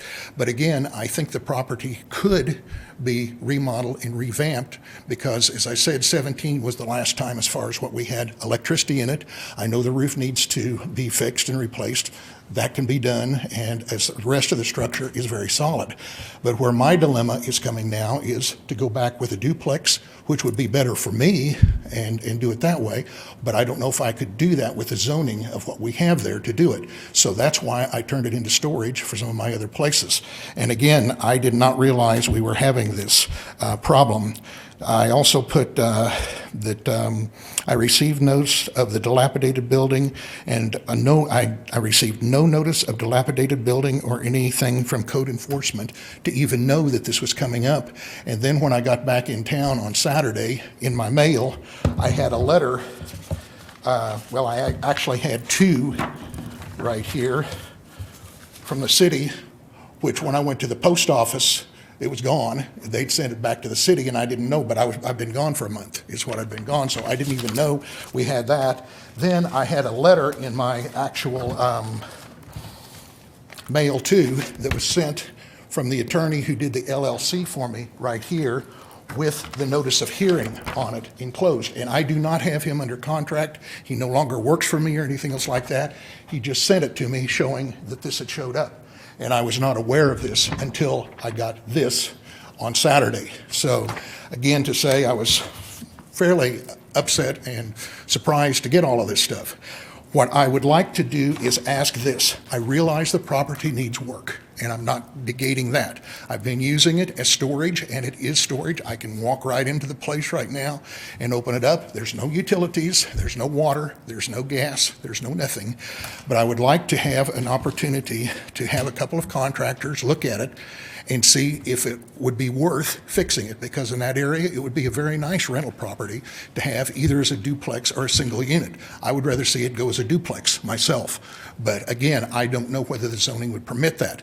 If they tell me that that's not feasible, and I can understand that, I do not mind, doing a demolition on it myself. That's why I took the garage out, which was a standing separate garage back there, because it needed to come out, and we took it out when they requested that. And again, as far as mowing, I have a person who is under contract to mow the thing every 2 weeks or whenever it's needed in that way, and to clean up. As far as trash and stuff was concerned, when they did the forced cleanup, they didn't clean up. They left branches, limbs, stuff like this, and I went ahead and had it cleaned on up and got that taken care of. They did board some of the windows, but they didn't board all the windows, and you can see in the pictures that many of the windows are not boarded right now. They are boarded from the inside, and I did that so people wouldn't break in to steal my stuff, because I did have people break in and steal some refrigerators and some window air conditioners out of the property and that were stored there. But again, that's what I'm using it for, is storage and stuff like that. And what I'm asking the commission, and trying to be as fair as everything, I would like to have 6 months, which would be March the 1st, to first find out if I can get contracts that I think is reasonable to remodel the property, which I think it would remodel without significant expense. But if it's too much, then I will get and have it demolished, is what I will have done. And I've got a lot more other things written down here, but I think you understand where I'm coming from. The thing that I'm concerned about, I was not given notification of this thing, and I did not get notification of this from the code enforcement, period, until I got this on Saturday from this, and I had nothing else from them this year at all for this season or anything else like that concerning problems, as far as the windows or anything else like that, or any problems. And heck, we've been using it and moving stuff in and out of it. So again, I feel rather concerned that I was not notified of this and of these problems. And I've lived here for a long time. I've been here since I was 21 years old. I retired from the school system, and I've done this for many years as far as rentals. Some of my rentals I, have had sold and stuff like this. OSU took some stuff from me that they got them, and I was very disappointed on what they did. I try to do what is needed. Sometimes I don't get it done, and I do realize that. But in this case right here, I'm asking for 6 months, which would be to March the 1st. And I will hopefully know in 2 months if it's, if it's not, and I'll let you know, in 2 or 3 months. If it's not going to, then I'll have it, wiped, taken down is what I'll do. But I do not feel that number one, that it is abandoned, because I'm using it, as I said, as storage at the present time, and I do not feel that it is whatever the other word that they were calling it. Dilapidated. It's not up to standards, but it's not dilapidated. And if you look at the foundation, it's got a good foundation. It's got a good solid porch in the front. It's 2x4s all the way through. When I was younger, I did a lot of the remodeling on the inside, repaneled, did all kinds of stuff like that.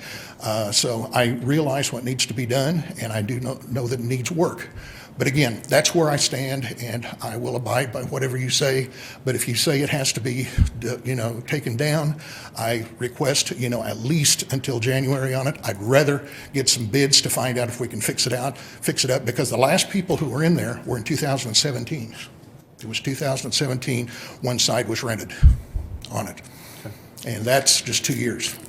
Have you updated the LLC registered agent, so you get your mail? Every year, and I even brought, because I didn't know if I would need it, I have 2 LLCs. I have one of JAE, and then I have another one of JAE 2 is what I've got. And it's ready for updating right now. It comes in December. Okay. But yes, they are updated, and I have all of the, Well, it just would concern me if you've got, you've got a lot of rental property in town, and if you're not getting legal notices on it because you're out of town, I mean, the thing that, is, as I said, we've been gone. My wife and I were out, we were in Washington State.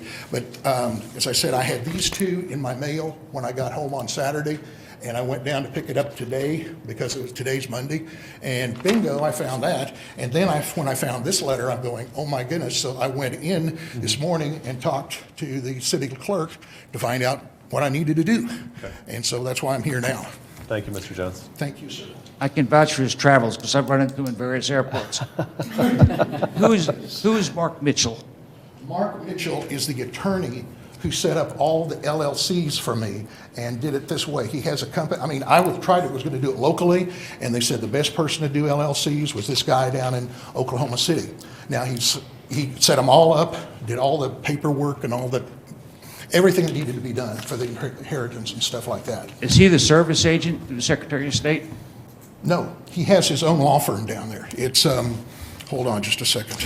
Well, but He was served notice on July 29th. Well, I left on August the 1st is what I did, and let me see when this was mailed. Because, as I said, he's not under retainer or anything for me. He just did the stuff, and he was put down on that. It's Mark D. Mitchell, attorney at law, 512 Northwest 12th in Oklahoma City is where it was. This was mailed on July the 30th. That's when it was mailed. And when it got to my mailbox, I was already gone. We pulled the registered agent for the LLC off of the State Secretary of State website, correct? That's my understanding, yes, sir. So he's listed as your registered agent. I'm He's confused. on- I'm confused. I don't know what that means. Is So he if- still? if I want to sue you, I have to find somebody to serve the papers on, and he is listed as the person to serve papers on for your LLC. Because I can go to the Secretary of State's website and look Okay. that up. Okay. So all you got to do is file a change of registered agent form.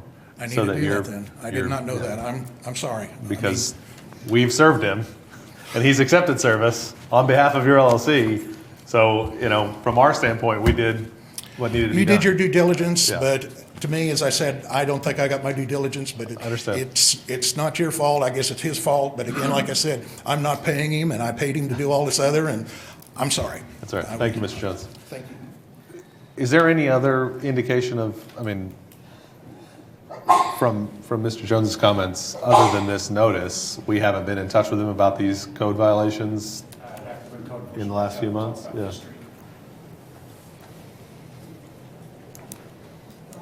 Did you have the whole packet I gave you? Okay. I could check within about 5 minutes. As I recall, and I could be mistaken, but during those numerous board up and correction issues that letters were sent, is my understanding, and I do believe that I sent notice advising a list of all the things that were problems with this house and asking that they be addressed. Said I can find that in about 10 minutes, if that's needed. Anything further on this from you all? Counselors, questions? I think it's dilapidated, but I also, I'm not sure that Mr. Jones has had adequate ability to rectify the situation. I'm not up for 6 months, but I would be, 6 weeks. I would be much more in the lines of 6 weeks to say, let's see what you can do with it and see if you can figure out whether it needs to be torn down or whether you think you can fix it up. And we'll set this back for us. Can we just continue it from our standpoint? We could move it to bring them back. October 21st is when we're going to bring them back. October October 21st. 21st. We actually were scheduling another set of hearings like this for October 21st. So we Let's do that so we can have a better indication about whether you feel like you can get it rehabbed, and if not, when it can get torn down. Anybody? That's my thought on the matter. October Can we answer one of Mr. Jones's questions now? What is the property currently zoned? What is the current zoning of the property? Residential, RSS. Is a duplex an allowable use by right in that zoning designation? No. No, okay. It would have to be single family. It would have to be single family, yes, sir.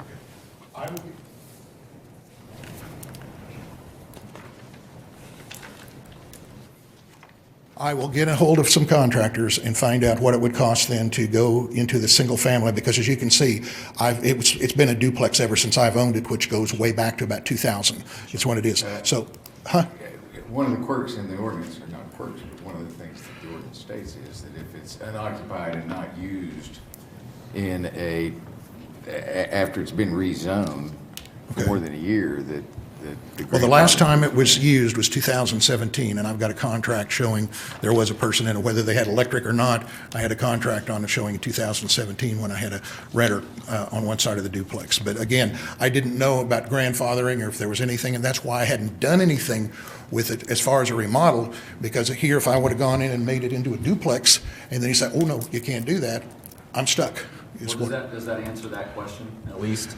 If you tell me that if it's not, it can't be a duplex, I will go and check only for single family is what I'll do, and do that.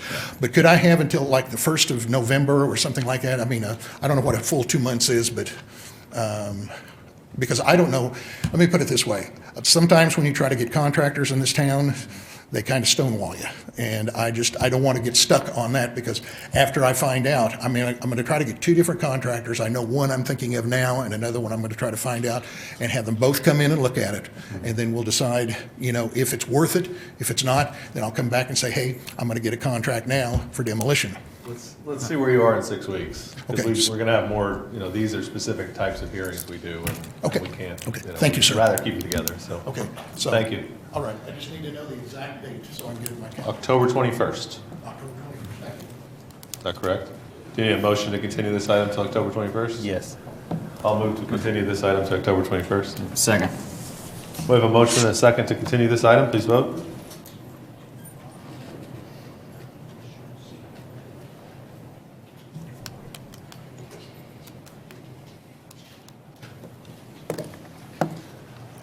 With a vote of 4-0, that item's continued until October 21st. We're just slipped from my mind. All right, property number 7, 4920 North Washington Street. I think I know which one this is. This is up north. It's a commercial property. It's been vacant for some time. This is one that's also been investigated by Mr. Bostic. I'll turn it over to him.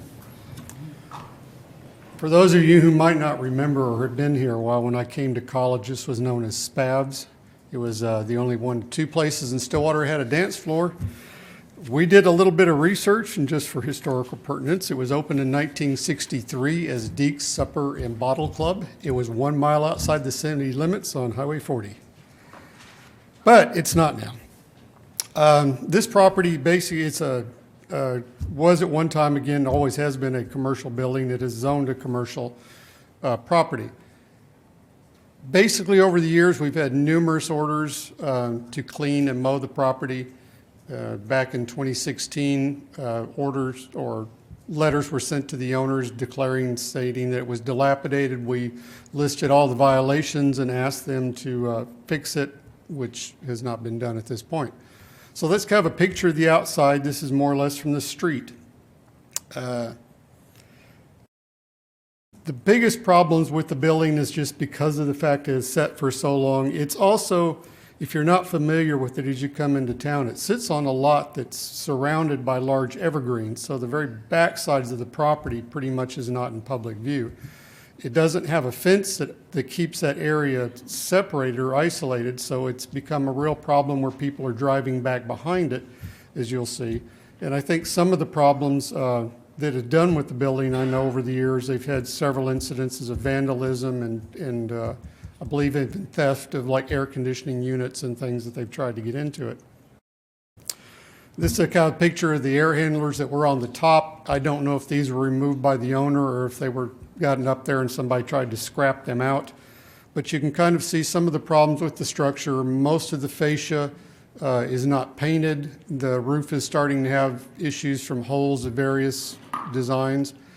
I haven't inspected the interior to find out whether these air handlers have allowed an opening into the structure as far as water that goes into it. This is the back side that faces to the west. As you can tell, it's been very heavily graffitied. Again, if somebody drives back in there, they simply aren't going to be seen. This is actually a little remnants of a campfire that's back here. Some of the problems, again, with the building is obviously lack of paint. The siding is starting to peel away from the building in several areas. Again, this is from the back, a different view where you can see the siding is missing. Again, graffiti's become a real problem on this building. This is a part of the roof structure. Again, it's just starting to rot and fall apart. Most of the roof trusses that come out on the end all have rot on the edge, on the outsides of them. So basically, it's been set for a considerable number of time. Our records show it was purchased, as best I could tell, in 1984 by the McCullum Family Partnership. It is zoned commercial general. I can find no active utilities back to at least 6 years.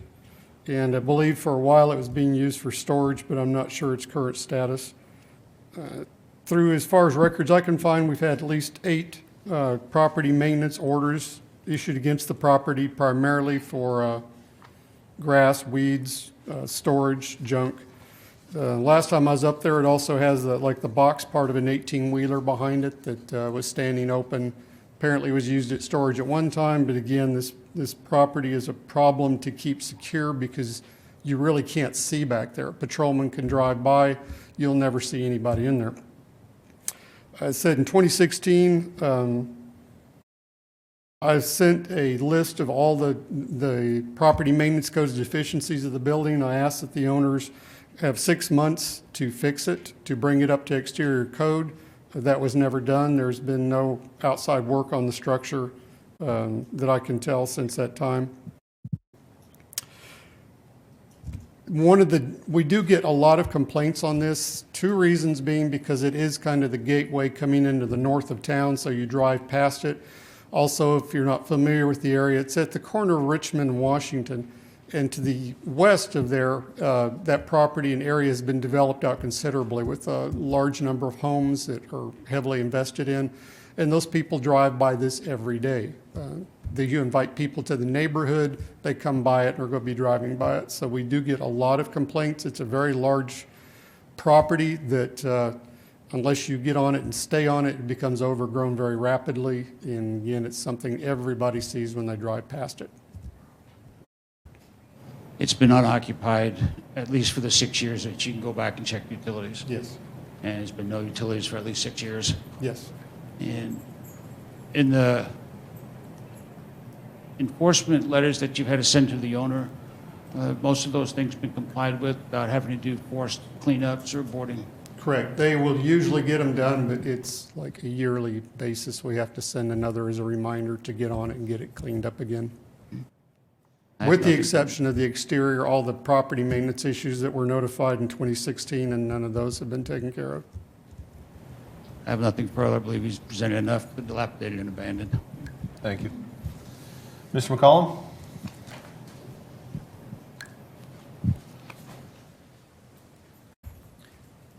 I think looking at the county records, first of all, that I think my family purchased this building May 18th of 1994.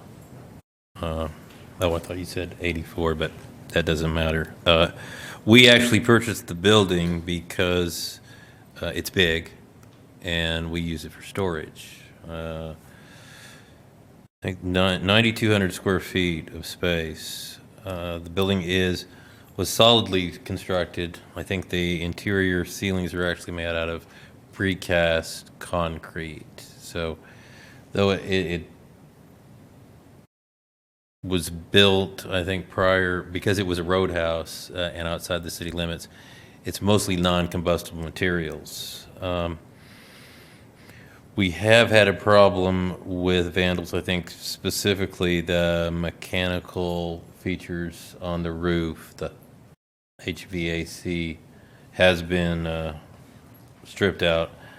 We originally had power on in the building, and it was serviced from the street, and it was at the request of the city that we removed that in the late 90s. I'd have to look to see. We had temporary power for a while, but with our use as a storage structure, we didn't need it, so we let that go away. When I was delivered this summons to come tonight, I asked about it, and code enforcement was kind enough to send me the general exterior requirements for this is the International Property Maintenance Code, IPMC, and these talk about sidewalks, exterior finishes, roofs, and I was under the understanding that if I might have the opportunity to clean up the exterior, but it doesn't sound like that now. So again, I'm going to request, I don't know, I've received proper notice, so I can't talk like Mr. Jones, but perhaps if you guys could come and review this. It has always been used as storage. So we don't feel like it is abandoned. Is that from non-use? Dilapidated in this instance. Just dilapidated? Yes, sir, because of the time that it's been boarded up. And, okay, well, I'd like to see you in October. And for the sake of time, I don't know, the next property belongs to my family as well. Again, we're taking the same tack on it. We're ready to go ahead and have it removed. The West 10th Street? Okay, so do you, on this property on 4920, you're saying that you'd like to try to fix up the outside and keep the structure, or are you saying you're fine with it? Okay. So in regard to the previous requests for outside maintenance, I have a long relationship with Officer Bostic, and I apologize because I feel like that when we're notified frequently, and I think we comply when we are notified. I don't know that I've ever received a follow-up that something that wasn't good enough, but that's not the point here, but. Are you, this is a question I asked the folks that own the apartments on Duck Street, whether they were aware that they were the most complained about property in Stillwater, which those were, and still are, I guess, because they're still there. If there's a second place or a 1A, it's definitely this building. I mean, this is a building I get more people come to me and say, why, people coming into town from Tulsa, this is the first thing they drive by in Stillwater, and it's an eyesore, and it's been boarded up for, 20 years, 25 years? Well, I'm not sure boarded up is the word because I don't know that it ever had any windows. Okay. It was a bar. It was a roadhouse, and I think it's a mostly cinder block structure, isn't it, Paul? So. Yeah, but it's clearly.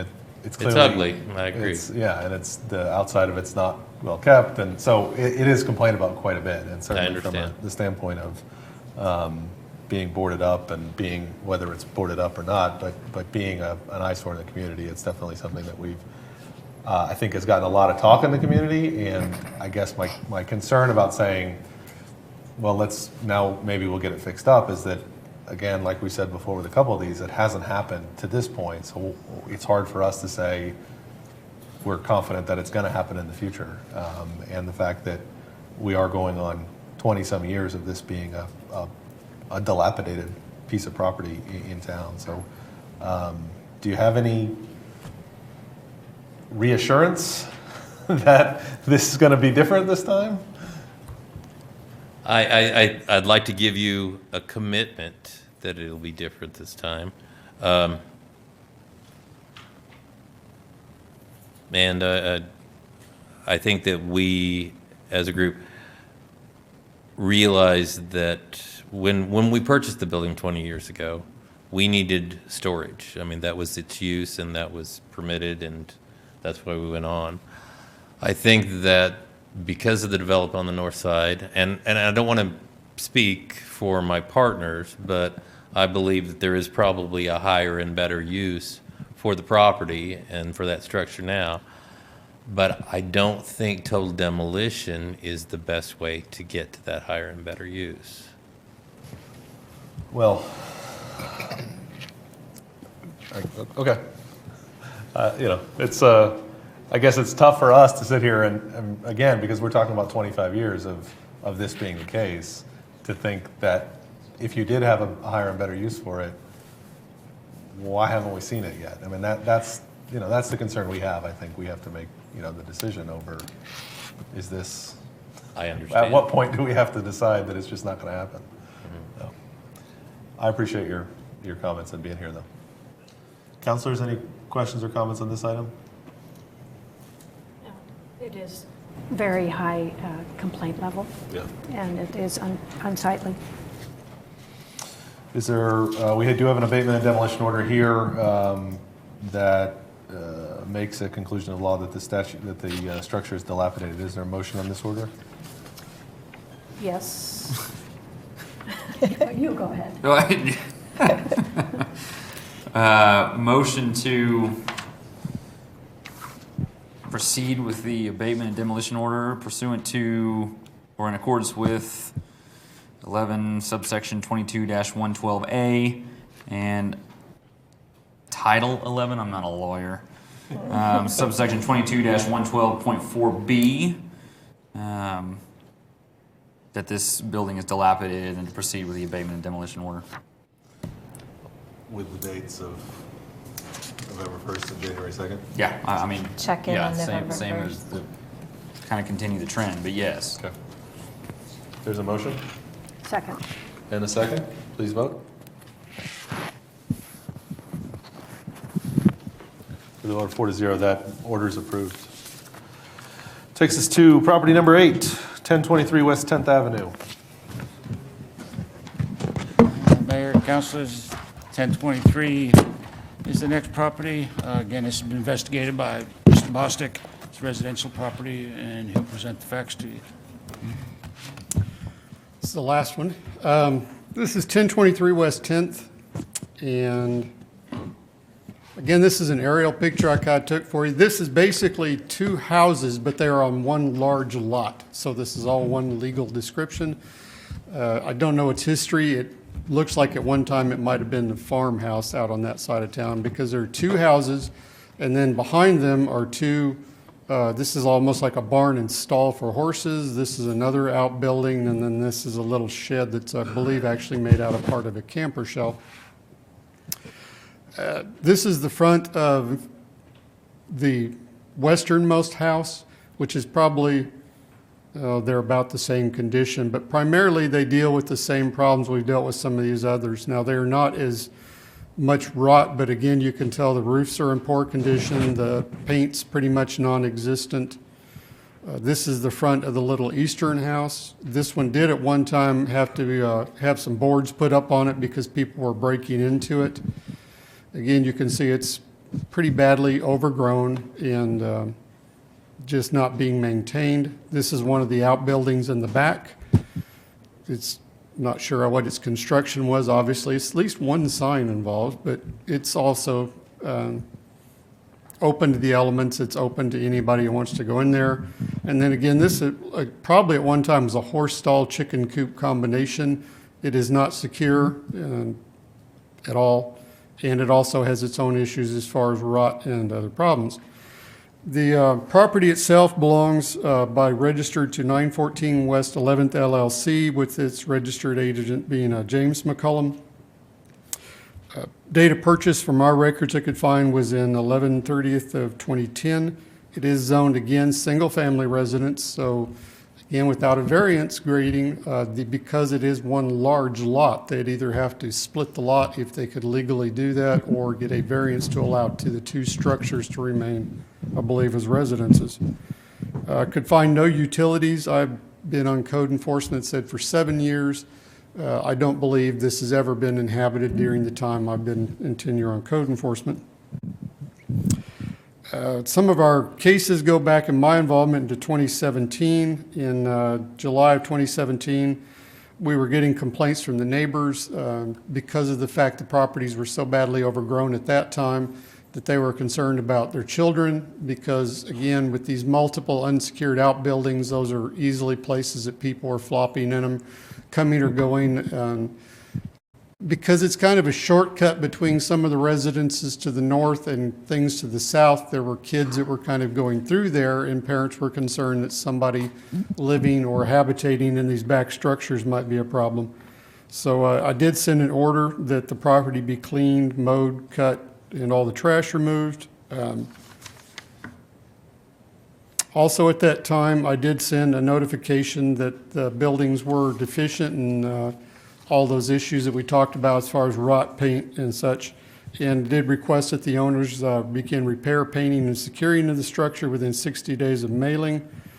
That has not been done. About August of that year, it was mowed, and the property's been at least reasonably mowed since that time.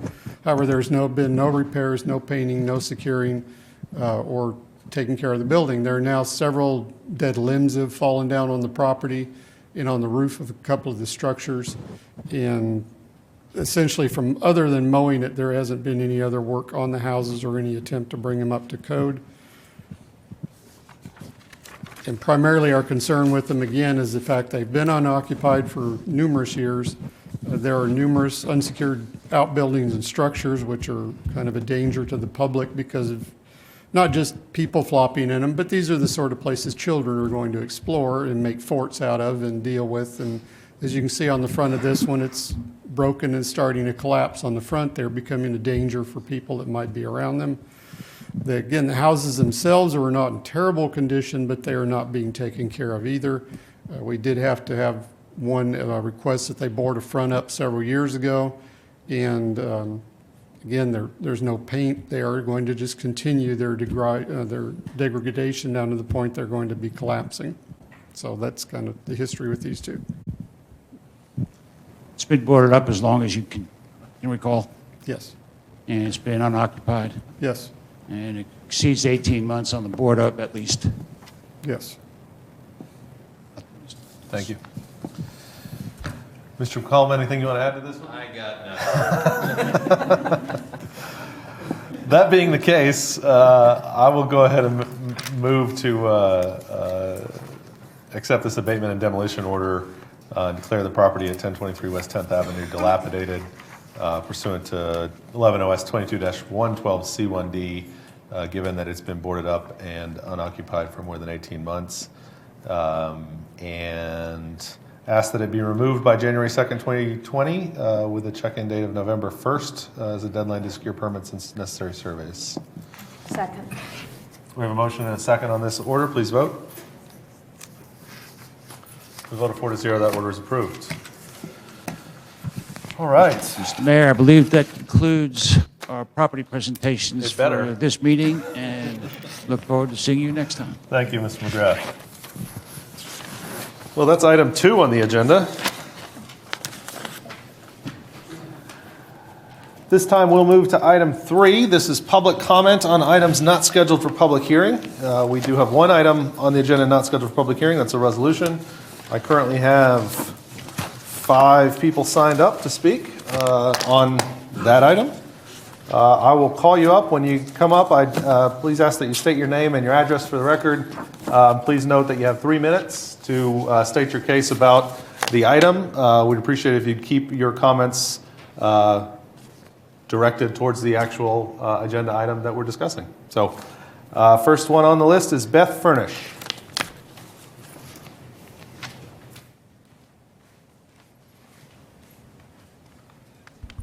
Hi, my name is Beth Furnish, and my address is 3023 South Deer Creek.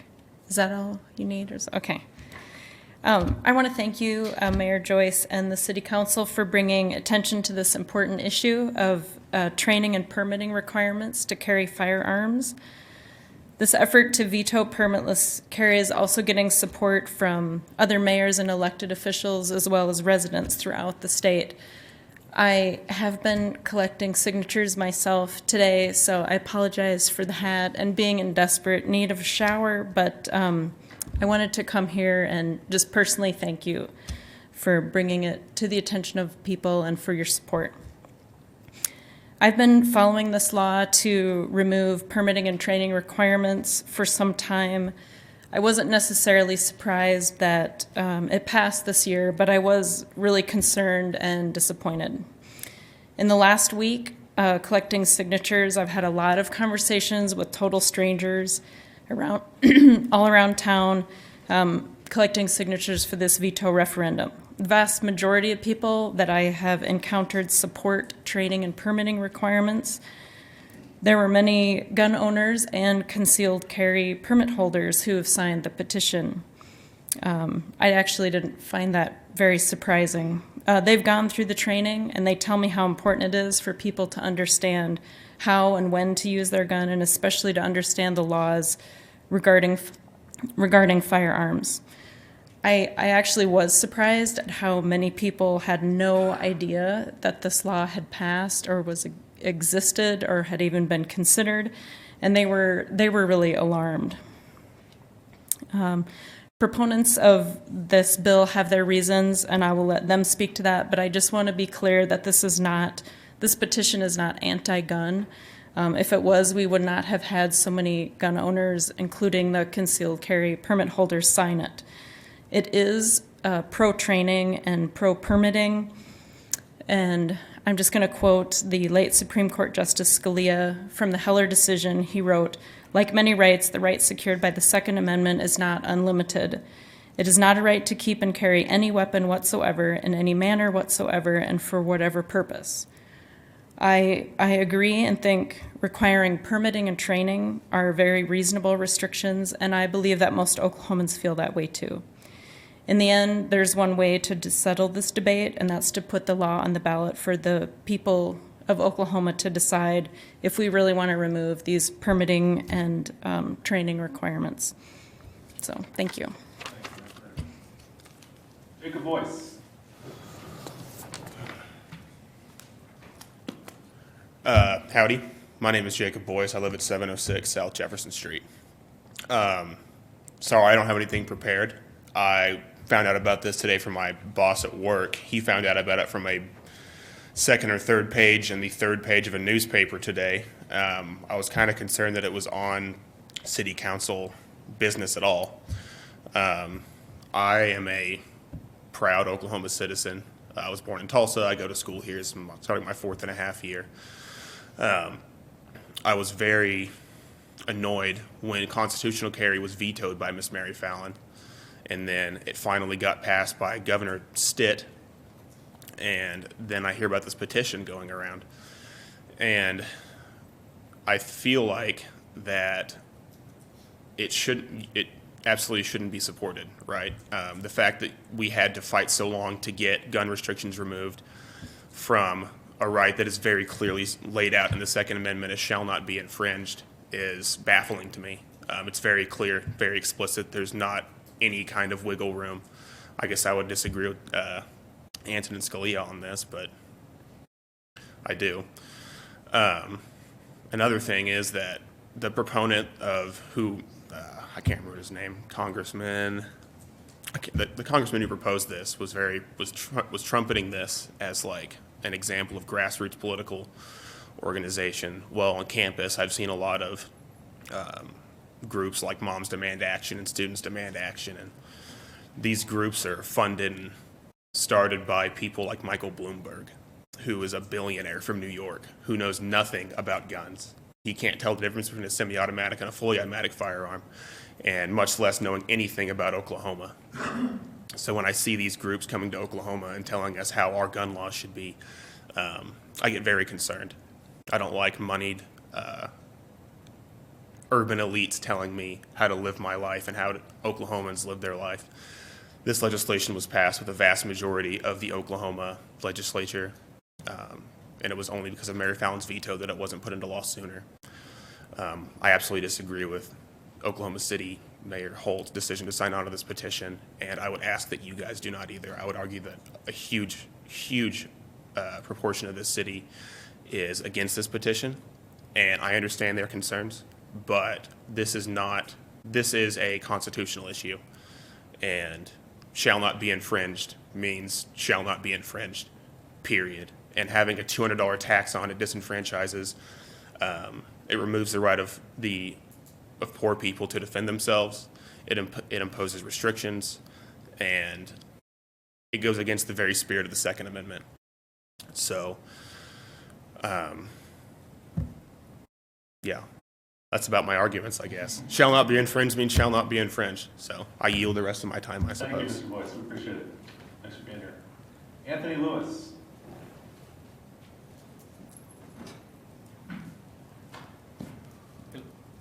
Mailing or physical address? Oh, doesn't really matter. You live in Stillwater? Yes, 420 South Burdick. Not too far from here. First, I'd like to make it aware that the current training is not training in the least. It's just competency. You go out, you shoot 50 rounds, that's it.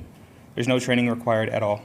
So it would be no different than constitutional carry, except for the fact that we wouldn't be charged $200 to exercise the right to defend ourselves and our family. That's, sorry. Bit nervous at this. Anyway, the people said they wanted this back whenever we told our legislators in the House and in the Senate that we wanted this, and they passed it for us. And then Governor Fowler vetoed it. We voiced our disdain for that. We told them that we didn't like that, so they passed it again.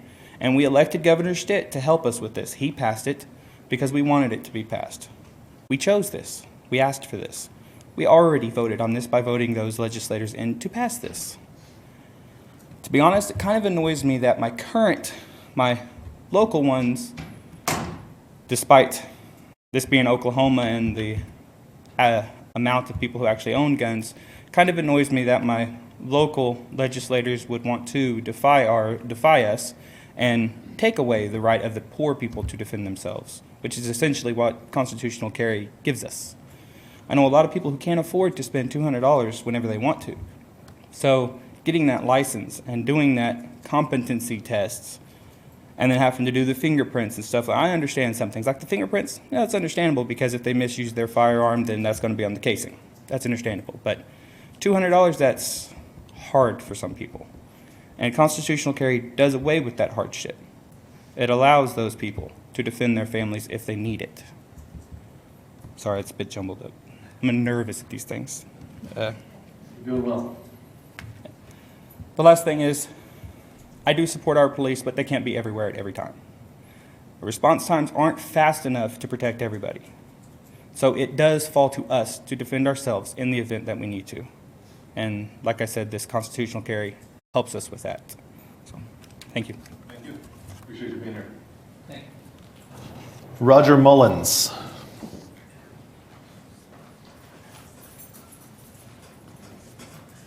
Roger Mullins, 1024 South Lowry Street.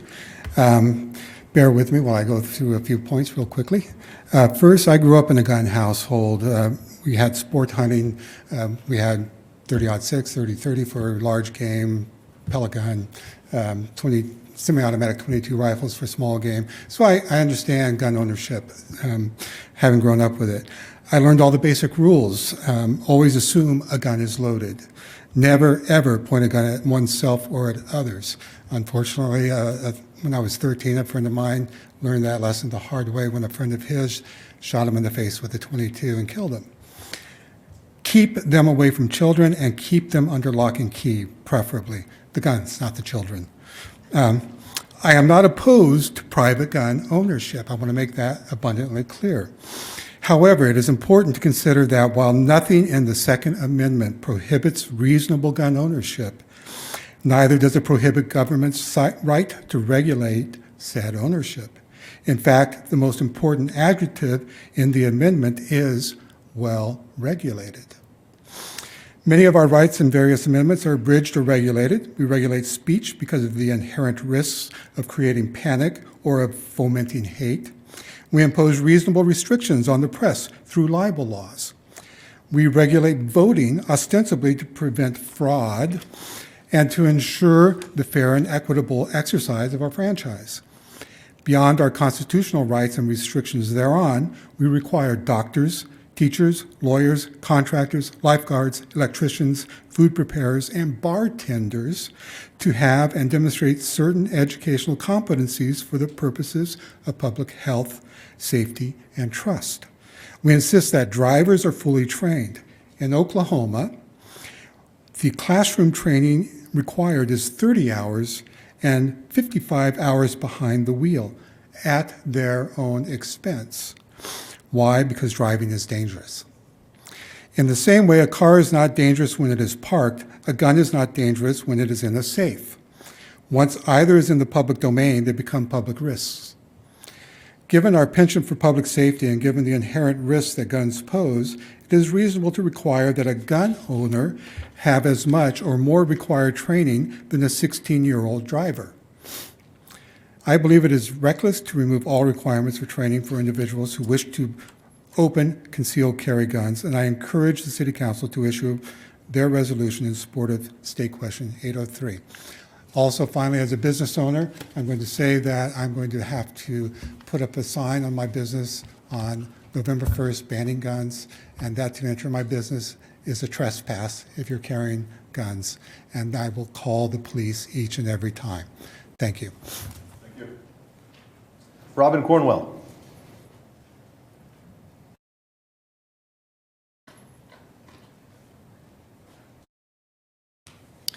Robin Cornwell, 2223 North Crescent Drive. I'm here today to say that I'm in favor of Resolution 2019-16 in support of the referendum petition, which will give Oklahoma voters the opportunity to vote on the repeal of House Bill 22597. To support my stance on this issue, I've brought a paper titled "The Impact of Handgun Purchaser Licensing on Gun Violence," which was produced by the Center for Gun Policy and Research at Johns Hopkins School of Public Health. If I may, I'd like to just read a little bit from the conclusion. Handgun purchaser licensing laws function to reduce gun violence by better screening out individuals who are prohibited from lawfully owning a gun. Additionally, the process of obtaining a license can delay impulsive acquisition of a firearm and may be used to harm oneself or others. Licensing laws also increase accountability as sellers, both licensed and private, can only sell to someone with a valid license. Given the body of evidence on the effectiveness of licensing laws and the increasing levels of support among the population, including gun owners, policymakers should consider handgun purchaser licensing as a complement to comprehensive background check laws. I've left a copy of this paper for your review. Thank you. Thank you to everyone that came to voice their concerns about this issue. We appreciate that. We're going to move down to item 4, the resolution itself. We do have one resolution on the agenda. This is Resolution 2019-16. It's a resolution of the City of Stillwater in support of the referendum petition, which will give Oklahoma voters the opportunity to vote on the repeal of House Bill 2597, allowing permitless carry. I don't always read these in full, but I am going to go ahead and read this one in full just so everyone understands what this resolution says and what it doesn't say. So this is the resolution that we'll be voting on. Whereas House Bill 2597, allowing permitless carry of firearms, was approved by the Oklahoma House and Senate in February 2019 and was signed by the governor on February 27, 2019. And whereas the changes to Oklahoma law allowing permitless carry included in House Bill 2597 will take effect November 1st, 2019. And whereas Representative Jason Lowe has filed a referendum petition which would allow Oklahoma voters the opportunity to vote whether to repeal House Bill 2597, which allows permitless carry. And whereas the petition must collect the requisite number of signatures and submit all documents to the Oklahoma Secretary of State by Thursday, August 29, 2019. And whereas residents wanting to sign the petition can do so at the Lowe Law Firm located at 228 Robert Isker Avenue in Oklahoma City, and at various locations in Stillwater. Now therefore be it resolved by the mayor and the city council of the city of Stillwater that it supports the referendum petition, which will give Oklahoma voters the opportunity to vote on the repeal of House Bill 2597 allowing permitless carry.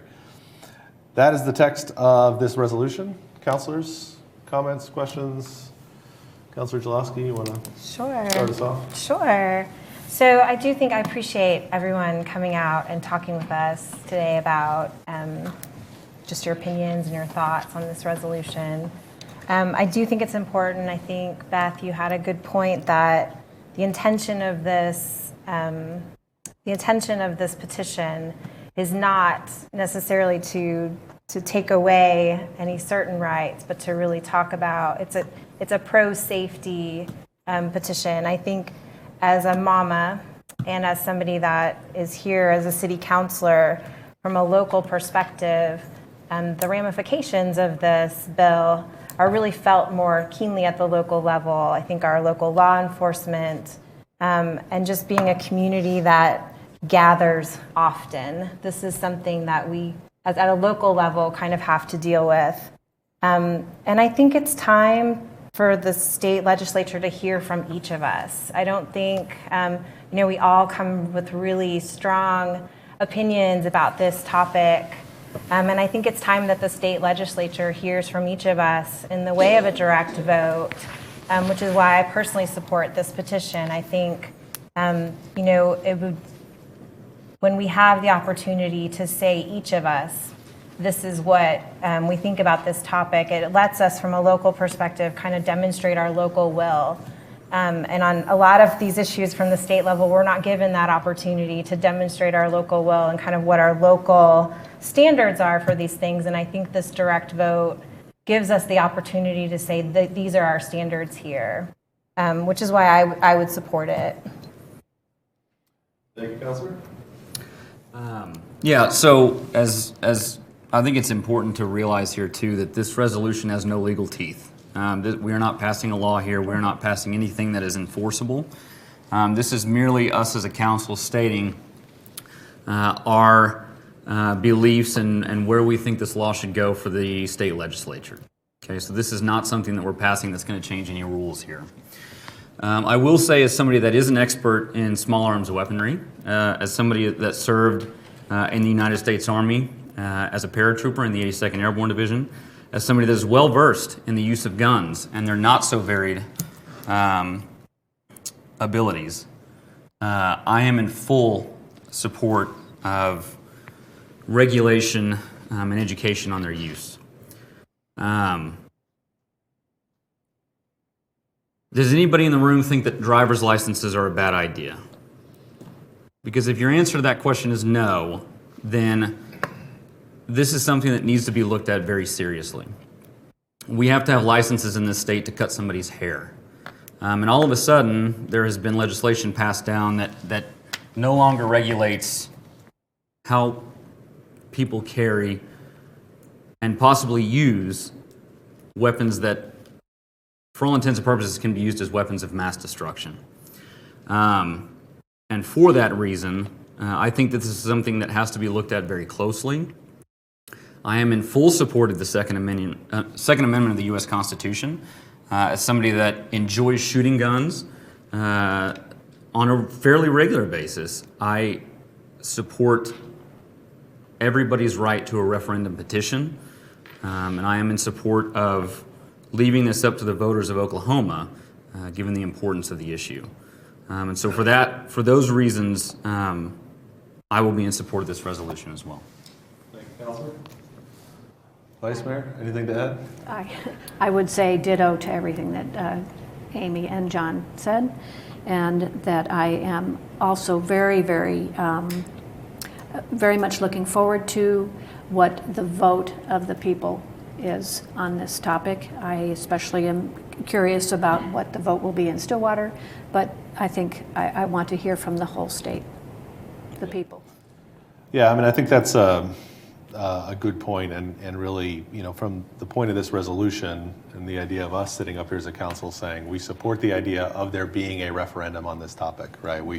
We would like to see what happens with the vote, because personally in my research on this topic, when it was being passed by the legislature, our my local representative, John Talley, live in his district.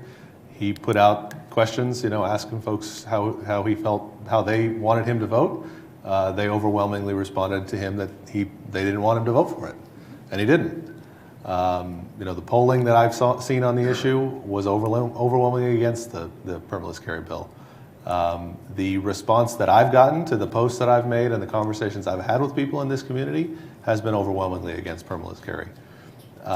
Whether I personally agree with it or not, this community has expressed in many ways its desire to have a bigger voice in this issue, and feel like they have not been represented by the legislature and the governor's action in passing the bill. That is the impetus behind this resolution and behind the petition in and of itself, which is to say, are we sure, as a state, that this is a law we want to pass? There's no reason not to be sure. It's a mechanism called for in our state constitution to allow for something like this to happen in case the people say, hey, we're not sure that this was actually the will of the people. Let's put it for a vote and see. We as a council, as I think Councilor Jaloski says, we don't have the ability to pass gun laws. We don't pass gun laws. The state legislature wouldn't let us even if we tried. And we're not here to do that, but we are here, I think, to represent the voice of the people we represent, to say we think there should be a vote. If it passes, it passes. If it doesn't, it doesn't. I personally hope it doesn't. Also a gun owner, also a Second Amendment supporter.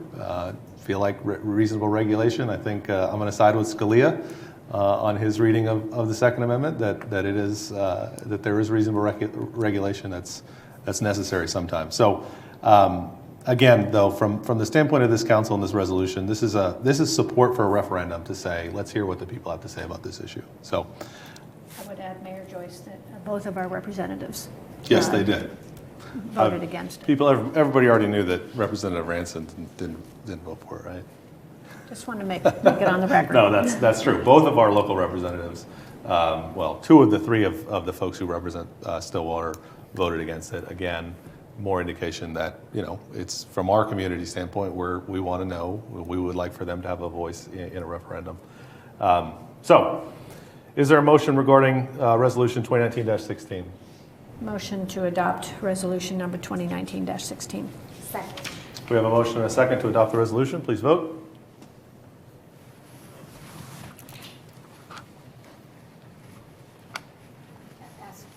With a vote of 4-0, the resolution passes. Thank you all. That takes us to item 5, reports from officers and boards. Mr. Dorman.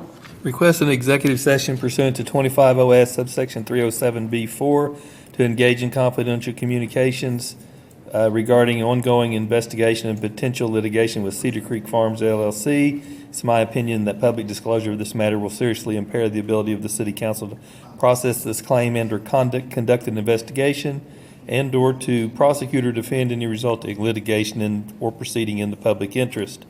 Second, request an executive session pursuant to 25 OS 307C11 for the purpose of conferring on matters pertaining to economic development, including the transfer of property, financing, or the creation of a proposal to entice a business to locate within the city of Stillwater, because public disclosure of the matter to be discussed would interfere with the development of products and services and would violate the confidentiality of the business. Thank you, Mr. Dorman. Mr. Menigel.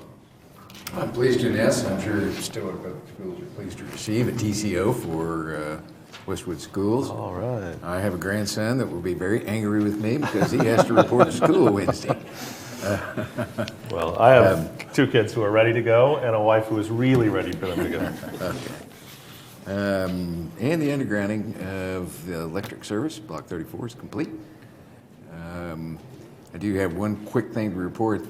On that issue, we talked about leveling the area and sodding it after talking to both Block 34 Task Force and the Mary Mean Street Christmas folks.